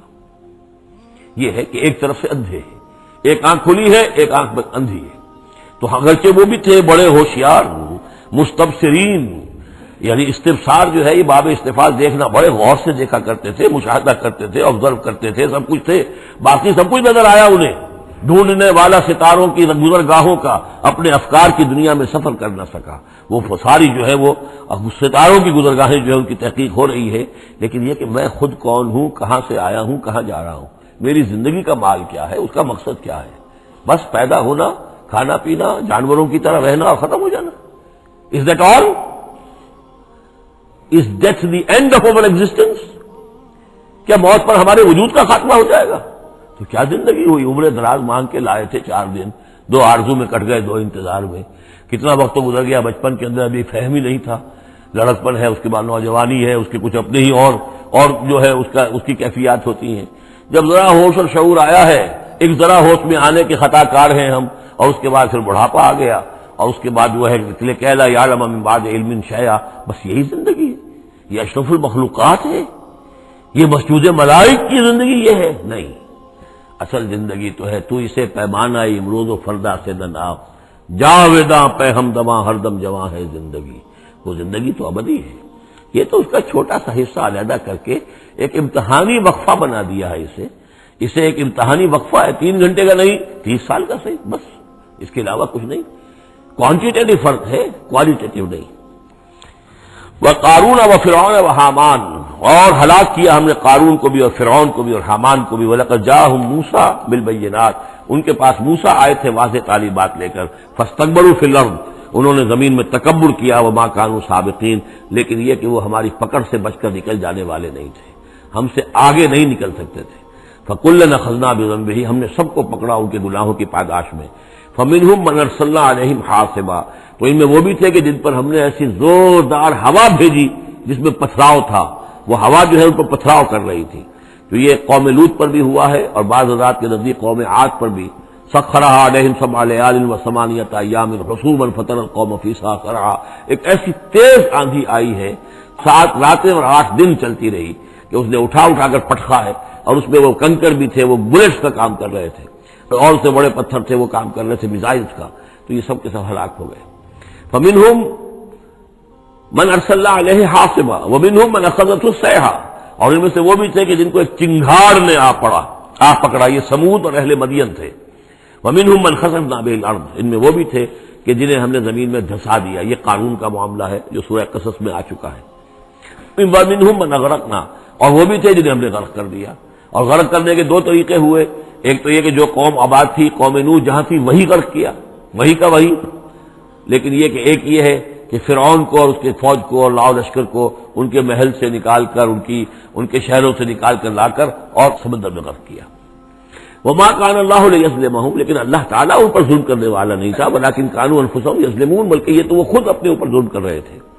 مثل الذين اتخذوا من دون الله اولیاء كمثل العنكبوت، یہ بھی اس حصے کی ان 3 رکوعوں کی بڑی اہم آیت ہے، تمثیل ہے. مثال ان لوگوں کی کہ جنہوں نے اللہ کے سوا کسی کو اپنا حمایتی بنا رکھا ہے. یہ حمایتی غیر مرئی بھی ہو سکتے ہیں، جیسے یہ ہماری دیوی ہے، یہ دیوتا ہے، یہ اس کی کرپا چاہیے، اس کی نظر کرم ہو، یہ ہمارے جو اولیاء اللہ ہیں ذرا ان کی طرف سے اگر کچھ ہمیں فیض پہنچ جائے. اور یہ بھی ہوتا ہے دنیا میں بھی، مادی اعتبار سے بھی. اور یہ جو بھی کاز اینڈ ایفیکٹ کا سلسلہ، اس کے تحت بھی تو ہم آخر لوگوں کو اپنا دوست سمجھتے ہیں، یہ ہمارے حمایتی ہے، یہ ہماری مدد کریں گے. لیکن واقعہ یہ ہے کہ سوائے ایک اللہ کی دوستی کے باقی ساری دوستیاں جو ہیں وہ مکڑی کے جالے جتنی بس مضبوط ہیں، اس سے زیادہ نہیں ہے. مثل الذین اتخذوا من دون اللہ اولیاء کمثل العنکبوت، جن لوگوں نے اللہ کو چھوڑ کر کسی اور کو اپنا پشت پناہ اور مددگار بنایا ہے، کسی اور پر توکل ہے، کسی اور پر سہارا ہے. امریکہ ہماری مدد کرے گا، وہ جو کچھ 71 میں ہوا وہ آپ کو معلوم ہے. وہ بیڑا اس کا جہاز بھی آ رہا تھا، لیکن یہ کہ کوئی مدد ہماری نہیں کی گئی. کوئی نہیں ہے، کوئی کسی کا سہارا بننے والا نہیں ہے. سہارا تو اگر کوئی ہے تو وہ اللہ ہے، لیکن اس کو تم نے چھوڑ دیا، اس کو سہارا نہیں بنایا. مثل الذین اتخذوا من دون اللہ اولیاء کمثل العنکبوت اتخذت بیتا، یہ بکری بھی تو ایک گھر بناتی ہے، جالا بناتی ہے. وَإِنَّ أَوْهَنَ الْبُيُوتِ لَبَيْتُ الْعَنكَبُوتِ، اور سب جانتے ہیں کہ تمام گھروں میں سب سے زیادہ کمزور گھر وہ اس مکڑی کا گھر ہے. لَوْ كَانُوا يَعْلَمُونَ، کاش کہ انہیں معلوم ہوتا. ان اللہ یعلم ما يدعون من دونه من شيء، اللہ خوب جانتا ہے کہ جس کو یہ پکار رہے ہیں اللہ کے سوا کوئی شے ہے ہی نہیں. وهو العزیز الحکیم، اور وہ زبردست ہے حکمت والا. وتلك الامثال نضربها للناس وما يعقلها الا العالمون، اور یہ مثالیں ہیں کہ جو ہم لوگوں کے لیے بیان کرتے ہیں لیکن نہیں سمجھتے ان سے مگر وہی لوگ کہ جو علم رکھنے والے ہیں. خلق اللہ السماوات والارض، اللہ تعالیٰ نے آسمان و زمین تخلیق فرمائے بالحق، حق کے ساتھ. ان فی ذلک لآیۃ للمؤمنین، یقیناً اس میں نشانی ہے اہل ایمان کے لیے. اب یہ جو بقیہ 3 رکوع ہیں 21ویں پارے میں آ رہے ہیں، یہ جیسا کہ میں نے کیا اس میں 2 لڑیاں ہیں بٹی ہوئی. ایک لڑی ہے خطاب اہل ایمان سے، یہاں ایک جگہ آپ کو مل جائے گا کہ براہ راست خطاب بھی ہے. یا عبادی الذین آمنوا، یا ایھا الذین آمنوا والا جو ہے کہ جو مدنی صورتوں میں جو خطاب کا صیغہ ہے وہ تو یہاں بھی نہیں آیا، لیکن براہ راست خطاب کیا ہے. لیکن یہ کہ اگر گنتی کریں گے تو کچھ 10 احکام اور دیے گئے ہیں ان لوگوں کو جو دین کے لیے کسی محنت کے اندر جد و جہد میں، اس کو غالب کرنے کی کسی کوشش میں، اس کی تحریک میں، اس کی دعوت میں لگے ہوئے ہوں، اور اس میں ان کے لیے مصائب ہوں، مشکلات ہوں، تکالیف ہوں، پریشانیاں ہوں، تو ان کے لیے کیا ہدایات ہے. سب سے پہلی ہدایت 100 ہدایتوں کی ایک ہدایت، اتل ما اوحی الیک من الکتاب، تلاوت کرتے رہا کرو اس شے کی جو وحی کی گئی ہے آپ کی جانب کتاب میں سے. یہی ہم پڑھ چکے ہیں سورہ کہف میں بھی. وَاتْلُ مَا أُوحِیَ إِلَيْکَ مِن کِتَابِ رَبِّکَ لَا مُبَدِّلَ لِکَلِمَاتِهِ وَلَن تَجِدَ مِن دُونِهِ مُلْتَحَدًا. وہی بات، سب سے بڑا سہارا بندہ مومن کا کیا ہے؟ اللہ پر جتنا یقین ہوگا، اللہ پر جتنا بھروسہ ہوگا، اللہ سے جتنا تعلق ہوگا اتنا ہی صبر کرے گا. وَاصْبِرْ وَمَا صَبْرُكَ إِلَّا بِاللَّهِ، اور اللہ کے ساتھ تعلق کا سب سے بڑے ذریعہ یہ قرآن مجید ہے. طرفوا بِأَيْدِیکُمْ وَطَرَفُوا بِیَدِ اللَّهِ، اس کا ایک سرا تمہارے ہاتھ میں ہے، ایک سرا اللہ کے ہاتھ میں ہے۔ القرآن حبل اللہ الممدود من السماء الی الارض، حضرت عبداللہ بن مسعود کی روایت کردہ حدیث ہے، حضور نے فرمایا یہ اللہ کی رسی ہے، مضبوطی کے ساتھ تھام لو اس کو، یہ تری ہوئی ہے زمین سے آسمان تک۔ تو واعتصموا بحبل اللہ جمیعا، تو اس کے لیے یہ کہ قرآن پڑھا کرو۔ اتل ما اوحی الیک من الکتاب واقم الصلاۃ، اور قرآن کے بعد نمبر 2 نماز قائم کرنا۔ یہ نماز جو ہے اقیم الصلاۃ لذکری، یہ سورہ طٰہٰ میں ہم پڑھ آئے ہیں، حضرت موسیٰ کو پہلی وحی ہو رہی ہے، پہلی گفتگو ہو رہی ہے کوہ طور پر، اقیم الصلاۃ لذکری ان الصلاۃ تنہی عن الفحشاء والمنکر، یقیناً یہ نماز روکتی ہے بے حیائی کے کاموں سے بھی اور برے کاموں سے بھی۔ ولا ذکر اللہ اکبر، اور جان لو اللہ کا ذکر سب سے بڑی شے ہے۔ یہاں ذکر کو علیحدہ نہ سمجھیں، یہی ذکر ہے۔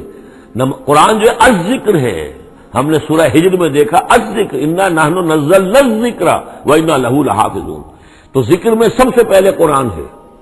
نمبر 2 اقیم الصلاۃ لذکری، نماز قائم کرو میری یاد کے لیے۔ قرآن تو ہے ہی مجسم ذکر، نماز ذکر کے لیے ہے۔ آج تیسری چیز کیا ہے؟ ادعیہ معصورہ ہیں محمد رسول اللہ صلی اللہ علیہ وسلم کی، زندگی کا ہر کام کرتے ہوئے دعا ہے۔ آپ بیت الخلاء میں داخل ہو رہے ہیں تو دعا ہے، نکل رہے ہیں تو دعا ہے، گھر سے باہر جا رہے ہیں دعا ہے، گھر میں داخل ہو رہے ہیں دعا ہے، شیشہ دیکھا ہے تو دعا ہے، کپڑے بدلے ہیں دعا ہے، ہر کام کیجئے وہ، لیکن یہ کہ آپ کا اس وقت اللہ کے ساتھ ذہنی رشتہ قائم رہتا ہے۔ چوتھے نمبر پر جو بھی اور حضور نے فرمائے ہیں، یہ 33 مرتبہ سبحان اللہ اور 33 مرتبہ الحمدللہ اور اللہ اکبر، یہ بھی ذکر ہے۔ تو یہ تمام شکلیں ذکر کی ہیں، صرف کسی ایک شے کو ذکر نہ سمجھے ہمارے ہاں یہ بن گیا بس اللہ اللہ کر رہے ہیں تو ذکر ہے، نہیں، ذکر میں سب سے پہلے قرآن کی تلاوت ہے۔ اتل ما اوحی الیک من الکتاب واقم الصلاۃ ان الصلاۃ تنہی عن الفحشاء والمنکر ولذکر اللہ اکبر واللہ یعلم ما تصنعون۔ ایک تو یہ ہدایت ہو گئی، اللہ خوب جانتا ہے جو تم کر رہے ہو۔ دوسری ہدایت ولا تجادلوا اہل الکتاب الا باللتی ہی احسن، جنہیں پہلے تم سے کتاب دی گئی تھی ان سے جھگڑا مت کرو مگر بہترین طریقے پر، ان سے بات کرو تو بڑے ہی اسلوب سے کرو، خوبصورتی سے کرو، بات کو سمجھانے کے لیے کرو، ان کی توہین نہ ہو، ان کے جذبات کو آپ بھڑکنے نہ دیں، ان میں حمیت جاہلی جو ہے اپنی امکانیت تک تو کوشش کریں کہ وہ بھڑکے نہ، باقی پھر وہ جو کرتے ہیں اللہ کے ہاں وہ ذمہ دار ہوں گے، لیکن ان سے گفتگو کرو تو بڑے عمدگی کے ساتھ کرو۔ الا الذین ظلموا منہم، سوائے ان کے جو ان میں سے نا انصافی پر تل گئے ہوں۔ اب یہ استثناء جو ہے 2 معنی میں ہے، ایک تو یہ ہے کہ اس کا مطلب یہ کہ ان سے مجادلہ کرو ہی نہ، اور دوسرے یہ کہ اگر ان کے ساتھ کسی وقت کوئی سختی بھی کرنی پڑے، کوئی سخت جملہ بھی کہنا پڑے تو اجازت ہوگی، جہاں معلوم ہو جائے کہ یہ ہٹ درمی کے اوپر جو ہے آ گیا ہے تو وہاں اس دونوں کا امکان پیدا ہو جائے گا۔ وقولوا، لیکن تمہیں ان سے کہنا کیا ہے یہ بھی سمجھ لو، تاکہ اب اس کو یہ سمجھیے کہ یہ ہمیں مسلمانوں میں جب کام کرنا ہے، مسلمان سو گئے ہیں، بھول گئے اپنے سبق کو، انہیں یاد دلانا ہے تو اسی انداز میں انہیں یاد دلانا ہے۔ قولوا آمنا بالذی انزل الینا وانزل الیکم، ان سے کہو بھائی ہم تو ایمان رکھتے ہیں اس پر بھی جو ہماری طرف نازل کیا گیا اور اس پر بھی جو آپ کی طرف نازل کیا گیا۔ وَإِلَٰهُنَا وَإِلَٰهُكُمْ وَاحِدٌ، اور یہ تو نہیں ہے کہ ہمارا خدا کوئی اور ہے تمہارا خدا کوئی اور ہے، ہمارا الہ اور تمہارا الہ ایک ہی تو ہے۔ وَنَحْنُ لَهُ مُسْلِمُونَ، اور ہم تو اسی کے سامنے فرما بردارانہ اپنا سر جھکا چکے ہیں۔ وَكَذَٰلِكَ أَنزَلْنَا إِلَيْكَ الْكِتَابَ، اے نبی اسی طرح ہم نے آپ کی جانب کتاب نازل کی ہے۔ فَالَّذِينَ آتَيْنَاهُمُ الْكِتَابَ يُؤْمِنُونَ بِهِ، تو وہ لوگ جنہیں ہم نے کتاب دی ہے، یہود اور نصارہ، ان میں بھی وہ لوگ ہیں جو اس پر ایمان لائیں گے یا جو ایمان لا رہے ہیں، جیسا کہ ہم پڑھ چکے ہیں کہ وہ آئے تھے کچھ لوگ جو حبشہ سے ایک وفد کی شکل میں، اور مکے والوں نے انہیں ستایا بھی، استہزاء بھی کیا، لیکن وہ لوگ وہ تھے جو پہلے حضرت عیسیٰ پر ایمان رکھتے تھے، عیسائی تھے، اور اب محمد پر بھی ایمان رکھتے ہیں، تو اللہ تعالیٰ نے ان کو 2 اجر دیا، مرتين۔ وَمِنْ هَؤُلَاءِ مَن يُؤْمِنُ بِهِ، اور ان میں سے یعنی مشرکین مکہ میں سے بھی بہت سے لوگ ہیں جو ایمان لائے ہیں اور ابھی لا رہے ہیں یا لائیں گے۔ وَمَا يَجْحَدُ بِآيَاتِنَا إِلَّا الْكَافِرُونَ، اور ہماری آیات کا انکار تو نہیں کرتے سوائے وہی کہ جو ناشکرے ہیں اور جو کفر کر اڑ گئے ہوں۔ اب ایک اور دیکھیے دلیل، اب یہ حصہ جو ہے یہ دوسری ڈوری آ گئی کہ جس میں روح سکون جو ہے مشرکین کے ساتھ رد و قضا والی بات ہے۔ وَمَا كُنْتَ تَتْلُو مِن قَبْلِهِ مِن كِتَابٍ، ارے نبی آپ تو اس سے پہلے، اس قرآن کے آپ پر نازل ہونے سے پہلے آپ کوئی کتاب پڑھتے ہی نہیں تھے، آپ دنیاوی اعتبار سے پڑھے ہوئے آدمی ہے ہی نہیں، آپ نے تعلیم حاصل کی نہیں، لکھنا پڑھنا سیکھا نہیں۔ وَلَا تَخُطُّهُ بِيَمِينِكَ، نہ ہی آپ اپنے داہنے ہاتھ سے کچھ لکھتے تھے، کوئی کتاب لکھتے تھے، نہ پڑھتے تھے نہ لکھتے تھے۔ اِذًا لَارْتَابَ الْمُبْطِلُونَ، تو اس شکل میں تو جو اس کو باطل قرار دے رہے ہیں یہ لوگ جو جھوٹے کہہ رہے ہیں محمد کو، اس شکل میں تو پھر ان کے پاس کوئی کا کوئی شک کرنے کی گنجائش ہو جاتی کہ یہ بڑا لکھنے پڑھنے والے آدمی تھے، مشق کرتے کرتے بہت اچھی چیزیں بھی لکھنے لگے ہیں، اب ان کی زبان جو ہے مچ گئی ہے، قلم جو ہے وہ مچ گیا ہے، لہذا اب قرآن جیسی شے بھی تصنیف کر لی انہوں نے۔ اگر پہلے سے یہ عمل ہوتا، لیکن تم تو جانتے ہو کہ ہمارے اس نبی محمد نے صلی اللہ علیہ وسلم انہوں نے تو کبھی لکھنا پڑھنا سیکھا ہی نہیں۔ وما كنت تتلو من قبلہ من کتاب، نبی آپ تو نہیں پڑھا کرتے تھے اس کتاب سے پہلے کوئی کتاب، ولا تخطہ بیمینک، نہ آپ اسے اپنے داہنے ہاتھ سے لکھتے تھے، اذا لارتاب المبطلون، تب تو ان لوگوں کو شک کرنے کی گنجائش پیدا ہو جاتی۔ بل هو آیات بینات فی صدور الذین اوتوا العلم، بلکہ یہ تو آیات بینات ہیں، بڑی روشن ان لوگوں کے سینوں میں جنہیں علم دیا گیا ہے، وہ جانتے ہیں سابقہ جو کتابوں والے ہیں۔ وما یجحد بآیاتنا الا الظالمون، اور ہماری آیات کا انکار نہیں کرتے مگر وہی جو ظالم ہیں۔ وقالوا لولا انزل علیہ آیات من ربہ، اور وہ کہتے ہیں کہ کیوں نہیں نازل کی جاتی ان کے اوپر کوئی نشانیاں ان کے رب کی طرف سے، وہی باتیں جو مستقل طور پر چلی آ رہی ہیں۔ قل انما الآیات من اللہ، نبی کہہ دیجئے نشانیوں کا اختیار کل کا کل اللہ کے ہاتھ میں ہے، وانما انا نذیر مبین، اور میں تو صرف واضح طور پر خبردار کر دینے والا ہوں۔ اولم یکفیہم انا انزلنا علیک الکتاب یتلی علیہم، کیا ان لوگوں کے لیے یہ نشانی کافی نہیں ہے کہ اے محمد ہم نے آپ پر یہ کتاب نازل کر دی ہے جو ان کو پڑھ کر سنائی جا رہی ہے؟ کیا یہ قرآن معجزہ نہیں ہے؟ کتنی مرتبہ ان کو چیلنج کیا گیا اس قرآن جیسی ایک صورت ہی بنا لاؤ، 10 صورتیں بنا لاؤ، کیا یہ معجزہ نہیں ہے؟ کیا یہ عاجز نہیں آ چکے ہیں؟ اولم یکفیہم، تو کیا یہ نشانی ان کے لیے کافی نہیں؟ اگر تو حق کا طالب ہو، ہدایت کا طالب ہو، تو یہ نشانی بھی کافی ہے۔ اولم یکفیہم انا انزلنا علیک الکتاب یتلی علیہم ان فی ذلک لرحمۃ وذکری لقوم یؤمنون، یقیناً اس میں رحمت ہے اور یاد دہانی ہے، تذکیر ہے ان لوگوں کے لیے کہ جو مانتے ہیں۔ قل کفی باللہ بینی و بینکم شہیدا، کہہ دیجئے میرے اور تمہارے درمیان اللہ کافی ہے بطور گواہ، وہ جانتا ہے کہ اس نے مجھے رسول بنایا ہے، وہ جانتا ہے کہ قرآن اس نے مجھ پر نازل کیا ہے۔ یعلم ما فی السماوات والارض، وہ جانتا ہے جو کچھ کے آسمانوں میں ہے اور زمین میں ہے۔ والذین آمنوا بالباطل، اور وہ لوگ جو باطل پر ایمان رکھتے ہیں، وکفروا باللہ، اور اللہ کا کفر کرتے ہیں، اولئک هم الخاسرون، یقیناً وہی لوگ ہوں گے جو خسارے پانے والے ہیں۔ ویستعجلونک بالعذاب، یہ جلدی مچا رہے ہیں کہ لے آؤ عذاب، ولولا اجل مسمى، اور اگر پہلے سے ایک وقت معین طے نہ ہو چکا ہوتا، لجاءهم العذاب، تو پھر ان پر عذاب آ چکا ہوتا، ولا یاتینہم بغتۃ، اور وہ ان پر آئے گا تو اچانک آئے گا، وہم لا یشعرون، اور انہیں پتہ بھی نہیں ہوگا۔ یستعجلونک بالعذاب، یہ نبی پھر دوبارہ یہ الفاظ آئے، نوٹ کیجئے، بہت لطیف بات ہے، یہ عذاب کی جلدی مچا رہے ہیں۔ وَإِنَّ جَهَنَّمَ مُحِيطَةٌ بِالْكَافِرِينَ، حالانکہ جہنم ان کا احاطہ کر چکی ہے۔ یہ ایسے ہی ہے کہ جیسے کسی شہر کے باہر دشمن آ چکا ہو اور اس نے محاصرہ کر لیا ہو، شہر والوں کو پتہ ہی نہ ہو، تو اس طریقے سے وہ چونکہ غیر مرئی ہے جہنم، نظر نہیں آ رہی، ورنہ حقیقت میں تو جہنم ان کا احاطہ کر چکی ہے۔ یوم یغشاہم العذاب، جس دن کے عذاب ان کو آ کر ڈھانپ لے گا، ان پر چھا جائے گا، من فوقہم ومن تحت ارجلہم، ان کے اوپر سے بھی اور ان کے نیچے سے بھی، ان کے قدموں کے نیچے سے بھی۔ ویقول ذوقوا ما کنتم تعملون، اور پھر کہا جائے گا چکھو اپنے کرتوتوں کا مزہ۔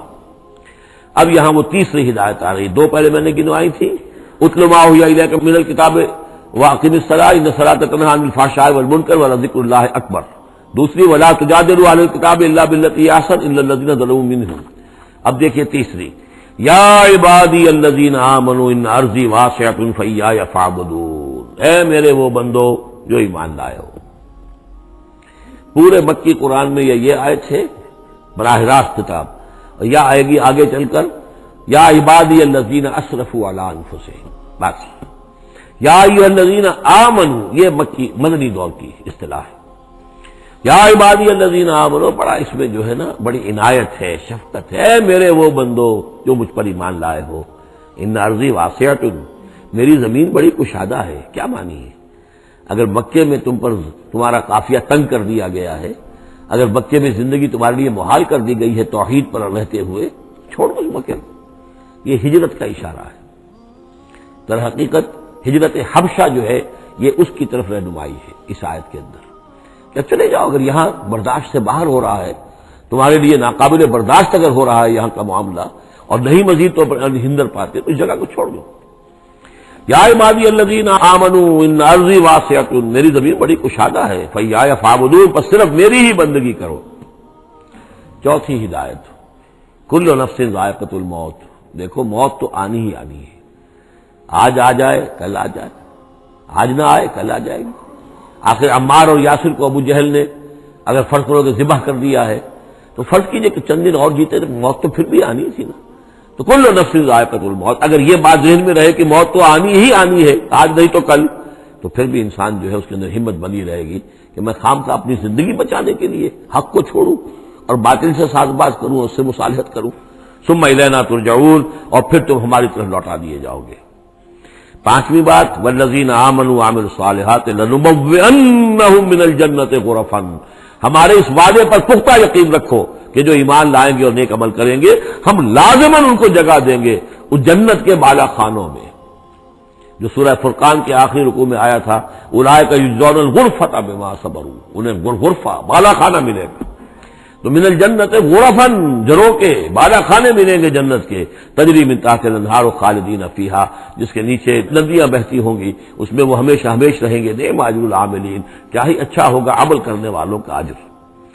چھٹی بات، الذین صبروا وعلی ربہم یتوکلون، وہ لوگ کہ جو صبر کریں اور اپنے رب پر توکل کریں.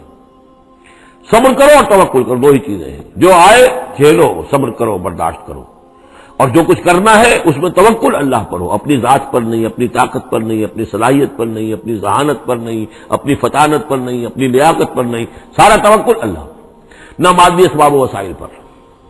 اگلی ہدایت اور آ رہی ہے، وَكَأَيٍّ مِّن دَابَّةٍ لَّا تَحْمِلُ رِزْقَهَا، یہ بھی نہ سمجھو کہ تمہارا رزق جو ہے کسی کے قبضے میں ہے وہ روک دے گا اور تمہیں کیا کھاؤ گے کیا پیو گے. وَكَأَيٍّ مِّن دَابَّةٍ، تم دیکھتے نہیں کتنے حیوانات ہیں زمین میں، لا تحمل رزقها، کیا وہ اپنا رزق اٹھائے پھرتے ہیں؟ بڑا پیارے الفاظ ہیں انجیل میں، متی کی انجیل میں حضرت مسیح علیہ السلام کا جو پہاڑی کا واعظ ہے اس میں انہوں نے اپنے شاگردوں سے خطاب کر کے کہا، کیوں فکر کرتے ہو کہ کیا کھاؤ گے کیا پیو گے؟ جنگل کی چڑیوں کو نہیں دیکھتے؟ نہ وہ کاشت کرتی ہیں، نہ ہل چلاتی ہیں، نہ بیج بوتی ہیں، نہ فصل کاٹ کر کہیں رکھتی ہیں، نہ گھٹے بھرتی ہیں، پھر بھی میں تم سے کہتا ہوں کہ وہ خالی پیٹ صبح گھر سے نکلتی ہیں، شام کو آسودہ ہو کر آ جاتی ہیں. تمہارا جو رب ان کو چڑیوں کو کھلا رہا ہے وہ تمہیں نہیں کھلائے گا؟ اور کیوں فکر کرتے ہو کہ کیا پہنو گے، لباس کہاں سے ملے گا؟ جنگل کی سوسن کو نہیں دیکھتے کہ جتنا خوبصورت لباس اس کو اللہ نے دے رکھا ہے؟ یہ جو بھی پودے ہیں اور جو پھول ہیں ان کے، تو سلیمان بھی اپنی ساری شان و شوکت کے باوجود ویسا ملبس نہ تھا، ویسا خوبصورت لباس تو سلیمان کو بھی میسر نہیں تھا جو اللہ نے ان پھولوں کو دے رکھا ہے. تو غور کرو، جو وہ زمین کی اس گھاس پھوس کو، ان پودوں کو اس قدر حسین لباس دے رہا ہے، عمدہ لباس دے رہا ہے، جو ابھی ہے اور کل نہیں ہوں گے، یا یہ کہ کاٹ کر اور وہ چولہوں میں جلا دی جائے گی گھاس، تو کیا وہ تمہیں نہیں پہنائے گا؟ لیکن تم یقین نہیں کرتے. توکل اور ایمان، یہ دونوں چیزیں ساتھ ساتھ جائیں گی. جتنا اللہ پر ایمان ہے اتنا ہی توکل ہوگا، جتنا ایمان کمزور ہے توکل بھی نہیں ہو سکے گا. والذین صبروا علی ربہم یتوکلون وکأی من دابۃ لا تحمل رزقها، یہ سارے جو ہیں چوپائے اپنا رزق لیے نہیں پھرتے. اللہ یرزقها وایاکم، اللہ انہیں بھی رزق دیتا ہے، تمہیں بھی دے گا. وہو السمیع العلیم، اور یقیناً وہ سب کچھ سننے والا جاننے والا ہے. ایسا نہیں کہ اسے معلوم نہ ہو کہ میرا بندہ بھوکا ہے، میرا وفادار، میرا سپاہی، میرے دین کے لیے کام کرنے والا، اسے یہ معلوم نہ ہو کہ اس کو احتیاج ہے، اس کی کوئی ضرورت ہے. وہ نہ معلوم کس کے دل میں ڈالے گا کہ جو اس کے لیے ذریعہ بنا دے گا اس کو، اور اس کی ضرورت پوری ہو جائے گی. اب اس کے بعد وہ دوسری کڑی آ گئی کہ جس میں پھر اب وہ مشرکین مکہ سے، وَلَئِن سَأَلْتَهُم مَّن خَلَقَ السَّمَاوَاتِ وَالْأَرْضَ وَسَخَّرَ الشَّمْسَ وَالْقَمَرَ، اگر ان سے آپ پوچھیں گے کس نے پیدا کیا آسمان اور زمین اور کس نے مسخر کیا سورج اور چاند کو، لَيَقُولُنَّ اللَّهُ، وہ کہیں گے اللہ نے. فَأَنَّىٰ يُؤْفَكُونَ، پھر کہاں سے یہ لوٹا دیے جاتے ہیں. اللہ یبسط الرزق لمن یشاء من عباده ویقدر له، یہ اللہ ہی ہے کہ جو اپنے بندوں میں سے جس کے لیے چاہتا ہے رزق کو کشادہ کر دیتا ہے اور جس کے لیے چاہتا ہے ماپ تول کر دیتا ہے، کم کر دیتا ہے. ان اللہ بکل شیء علیم، یقیناً اللہ تعالیٰ ہر چیز کا علم رکھتا ہے. وَلَئِن سَأَلْتَهُم مَّن نَّزَّلَ مِنَ السَّمَاءِ مَاءً فَأَحْيَا بِهِ الْأَرْضَ مِن بَعْدِ مَوْتِهَا، اور اگر آپ ان سے پوچھیں گے کس نے برسایا آسمان سے پانی اور زندہ کیا زمین کو اس کے مردہ ہو جانے کے بعد، لَيَقُولُنَّ اللَّهُ، وہ کہیں گے فوراً اللہ نے کیا. قُلِ الْحَمْدُ لِلَّهِ، کہو پھر کل حمد کل شکر بھی اللہ ہی کے لیے ہے. بل اکثرہم لا یعقلون، لیکن یہ لوگ، ان کی اکثریت عقل سے کام نہیں لیتی. اب اگلی اور ہدایت آ رہی اہل ایمان کے لیے، وما هذه الحیاۃ الدنیا الا لہو ولعب وان الدار الآخرۃ لہی الحیوان لو کانوا یعلمون. دیکھو مسلمانوں، یہ دنیا کی زندگی تو کھیل کود کے سوا کچھ نہیں. کھیل ہے، کچھ جی کا بہلا لینا ہے، یہ ڈرامہ ہے جو ہو رہا ہے. یہاں بادشاہ ہوتا ہے کچھ عرصے کے لیے بادشاہ، جیسے ڈرامے میں بادشاہ ہوتا ہے، لیکن جب مرے گا تو کیا وہ بادشاہت کہاں رہ جائے گی؟ ایسے ہی ڈرامے سے نکل آئے گا، لباس اتار دے گا تو ایک ایکٹر کا ایکٹر ہے، چاہے وہ فقیر تھا پہلے اس ڈرامے کے اندر اور دوسرا ایکٹر جو ہے بادشاہ تھا، باہر نکل کر 3 گھنٹے کے بعد دونوں کے دونوں ایک جیسے ہیں، نہ وہ بادشاہ بادشاہ ہے نہ وہ فقیر فقیر ہے۔ یہ ہے عارضی سا ہے، لیکن یہ کہ ان دار الآخرۃ لہی الحیوان، یقیناً آخرت کا گھر وہ ہے اصل زندگی، زندگی وہ ہے۔ لو کانوا یعلمون، کاش کہ ہمیں معلوم ہوتا، لو کننا نعلم، کاش کہ ہمیں معلوم ہوتا۔ یہ بھی نوٹ کر لیجیے، آخرت کو صرف مان لینا کہ ہاں آخرت ہے، بعد سے بعد الموت ہے، یہ کافی نہیں ہے، یہ معلوم ہو کہ اصل زندگی وہی ہے۔ میں نے جو اس کی تشبیہ جو ہے بیان کی ہے بعض مواقع پر، کہ ایک کتاب ہوتی ہے، اس کا دیباچہ بھی ہوتا ہے، اس کا کوئی ضمیمہ بھی ہوتا ہے، چھوٹا سا ضمیمہ۔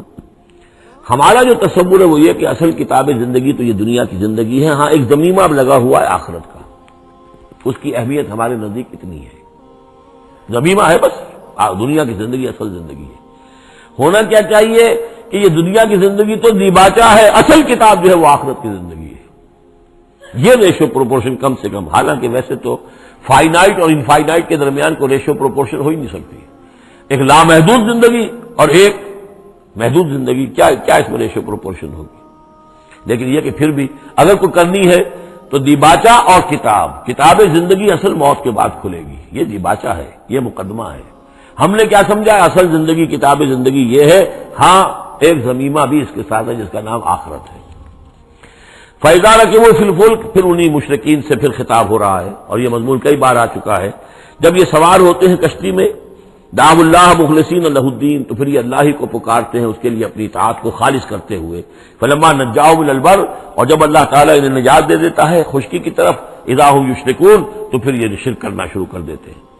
لیکفروا بما آتیناہم، تاکہ یہ ناشکری کریں اور کفر کریں ہماری دی ہوئی نعمتوں کی، ولیتمتعوا، اور تاکہ بس مزے اڑا لیں۔ فسوف یعلمون، پھر یہ جان لیں گے۔ الہاکم التکاثر حتی زرتم المقابر، کلا سوف تعلمون ثم کلا سوف تعلمون، اصل حقیقت اس وقت کھلے گی۔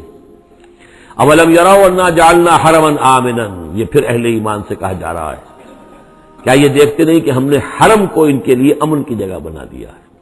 وَيُتَخَطَّفُ النَّاسُ مِنْ حَوْلِهِمْ، اور لوگ جو ہے اچک لیے جاتے ہیں ان کے ارد گرد سے، باقی عرب کے اندر تو امن و امان تھا ہی نہیں۔ أَفَبِالْبَاطِلِ يُؤْمِنُونَ وَبِنِعْمَةِ اللَّهِ يَكْفُرُونَ، تو کیا یہ باطل پر ایمان رکھتے ہیں اور اللہ کی نعمت کا یہ کفران کر رہے ہیں۔ وَمَنْ أَظْلَمُ مِمَّنِ افْتَرَىٰ عَلَى اللَّهِ كَذِبًا أَوْ كَذَّبَ بِالْحَقِّ لَمَّا جَاءَهُ، اس شخص سے بڑا ظالم اور کون ہوگا جس نے کوئی چیز گھڑ کر اللہ کی طرف منسوب کر دی، اور اسی طرح وہ شخص کہ جس نے اللہ کی طرف سے آئے ہوئے حق کی تکذیب کر دی جبکہ اس کے پاس آیا۔ یہ دونوں ہم بدن جرم ہے، یعنی اگر میں جھوٹ موٹ قرآن جو ہے خود تصنیف کر کے اللہ کی طرف منسوب کر رہا ہوں تو مجھ سے بڑا ظالم اور گناہ گار کوئی نہیں۔ لیکن یہ بھی سوچ لو، اگر واقعتاً یہ اللہ کا کلام ہے جو میں تمہارے سامنے پیش کر رہا ہوں اور تم اس کی تکذیب کر رہے ہو تو تم سے بڑا ظالم کوئی نہیں۔ الیس فی جہنم مثوی للکافرین، تو کیا جہنم ہی میں ٹھکانہ نہیں ہے ان کافروں کا؟ اور آخری آیت جو ہے پھر اسی سیغے میں، لنہدین والذین جاہدوا فینا، اہل ایمان کی دلجوئی کے لیے گھبراؤ نہیں، پریشان نہ ہو۔ والذین جاہدوا فینا لنہدینہم سبلنا، وہ لوگ کہ جو ہماری راہ میں جہاد کریں، محنت کریں، کوشش کریں، جد و جہد کریں، قربانیاں دیں، اظہار کریں، انہیں مطمئن رہنا چاہیے، ہمارا پختہ وعدہ ہے، مؤکد وعدہ ہے، ہم لازماً ان کی رہنمائی کریں گے اپنے راستوں کی طرف۔ لنہدینہم سبلنا وان اللہ لمع المحسنین، اور یقیناً اللہ تعالی ساتھ ہے اہل احسان کے، جو اللہ تعالیٰ پر ایمان اور یقین اس درجے کا رکھتے ہوں اور اس کے لیے تن من دھن لگانے کے لیے تیار ہوں، تو اللہ ان کے ساتھ ہے، یعنی اللہ کی نصرت ساتھ ہے، اللہ کی مدد ساتھ ہے، اللہ کی تائید ساتھ ہے۔ بارک اللہ لی ولکم فی القرآن العظیم ونفعنی وإیاکم بالآیات والذکر الحکیم۔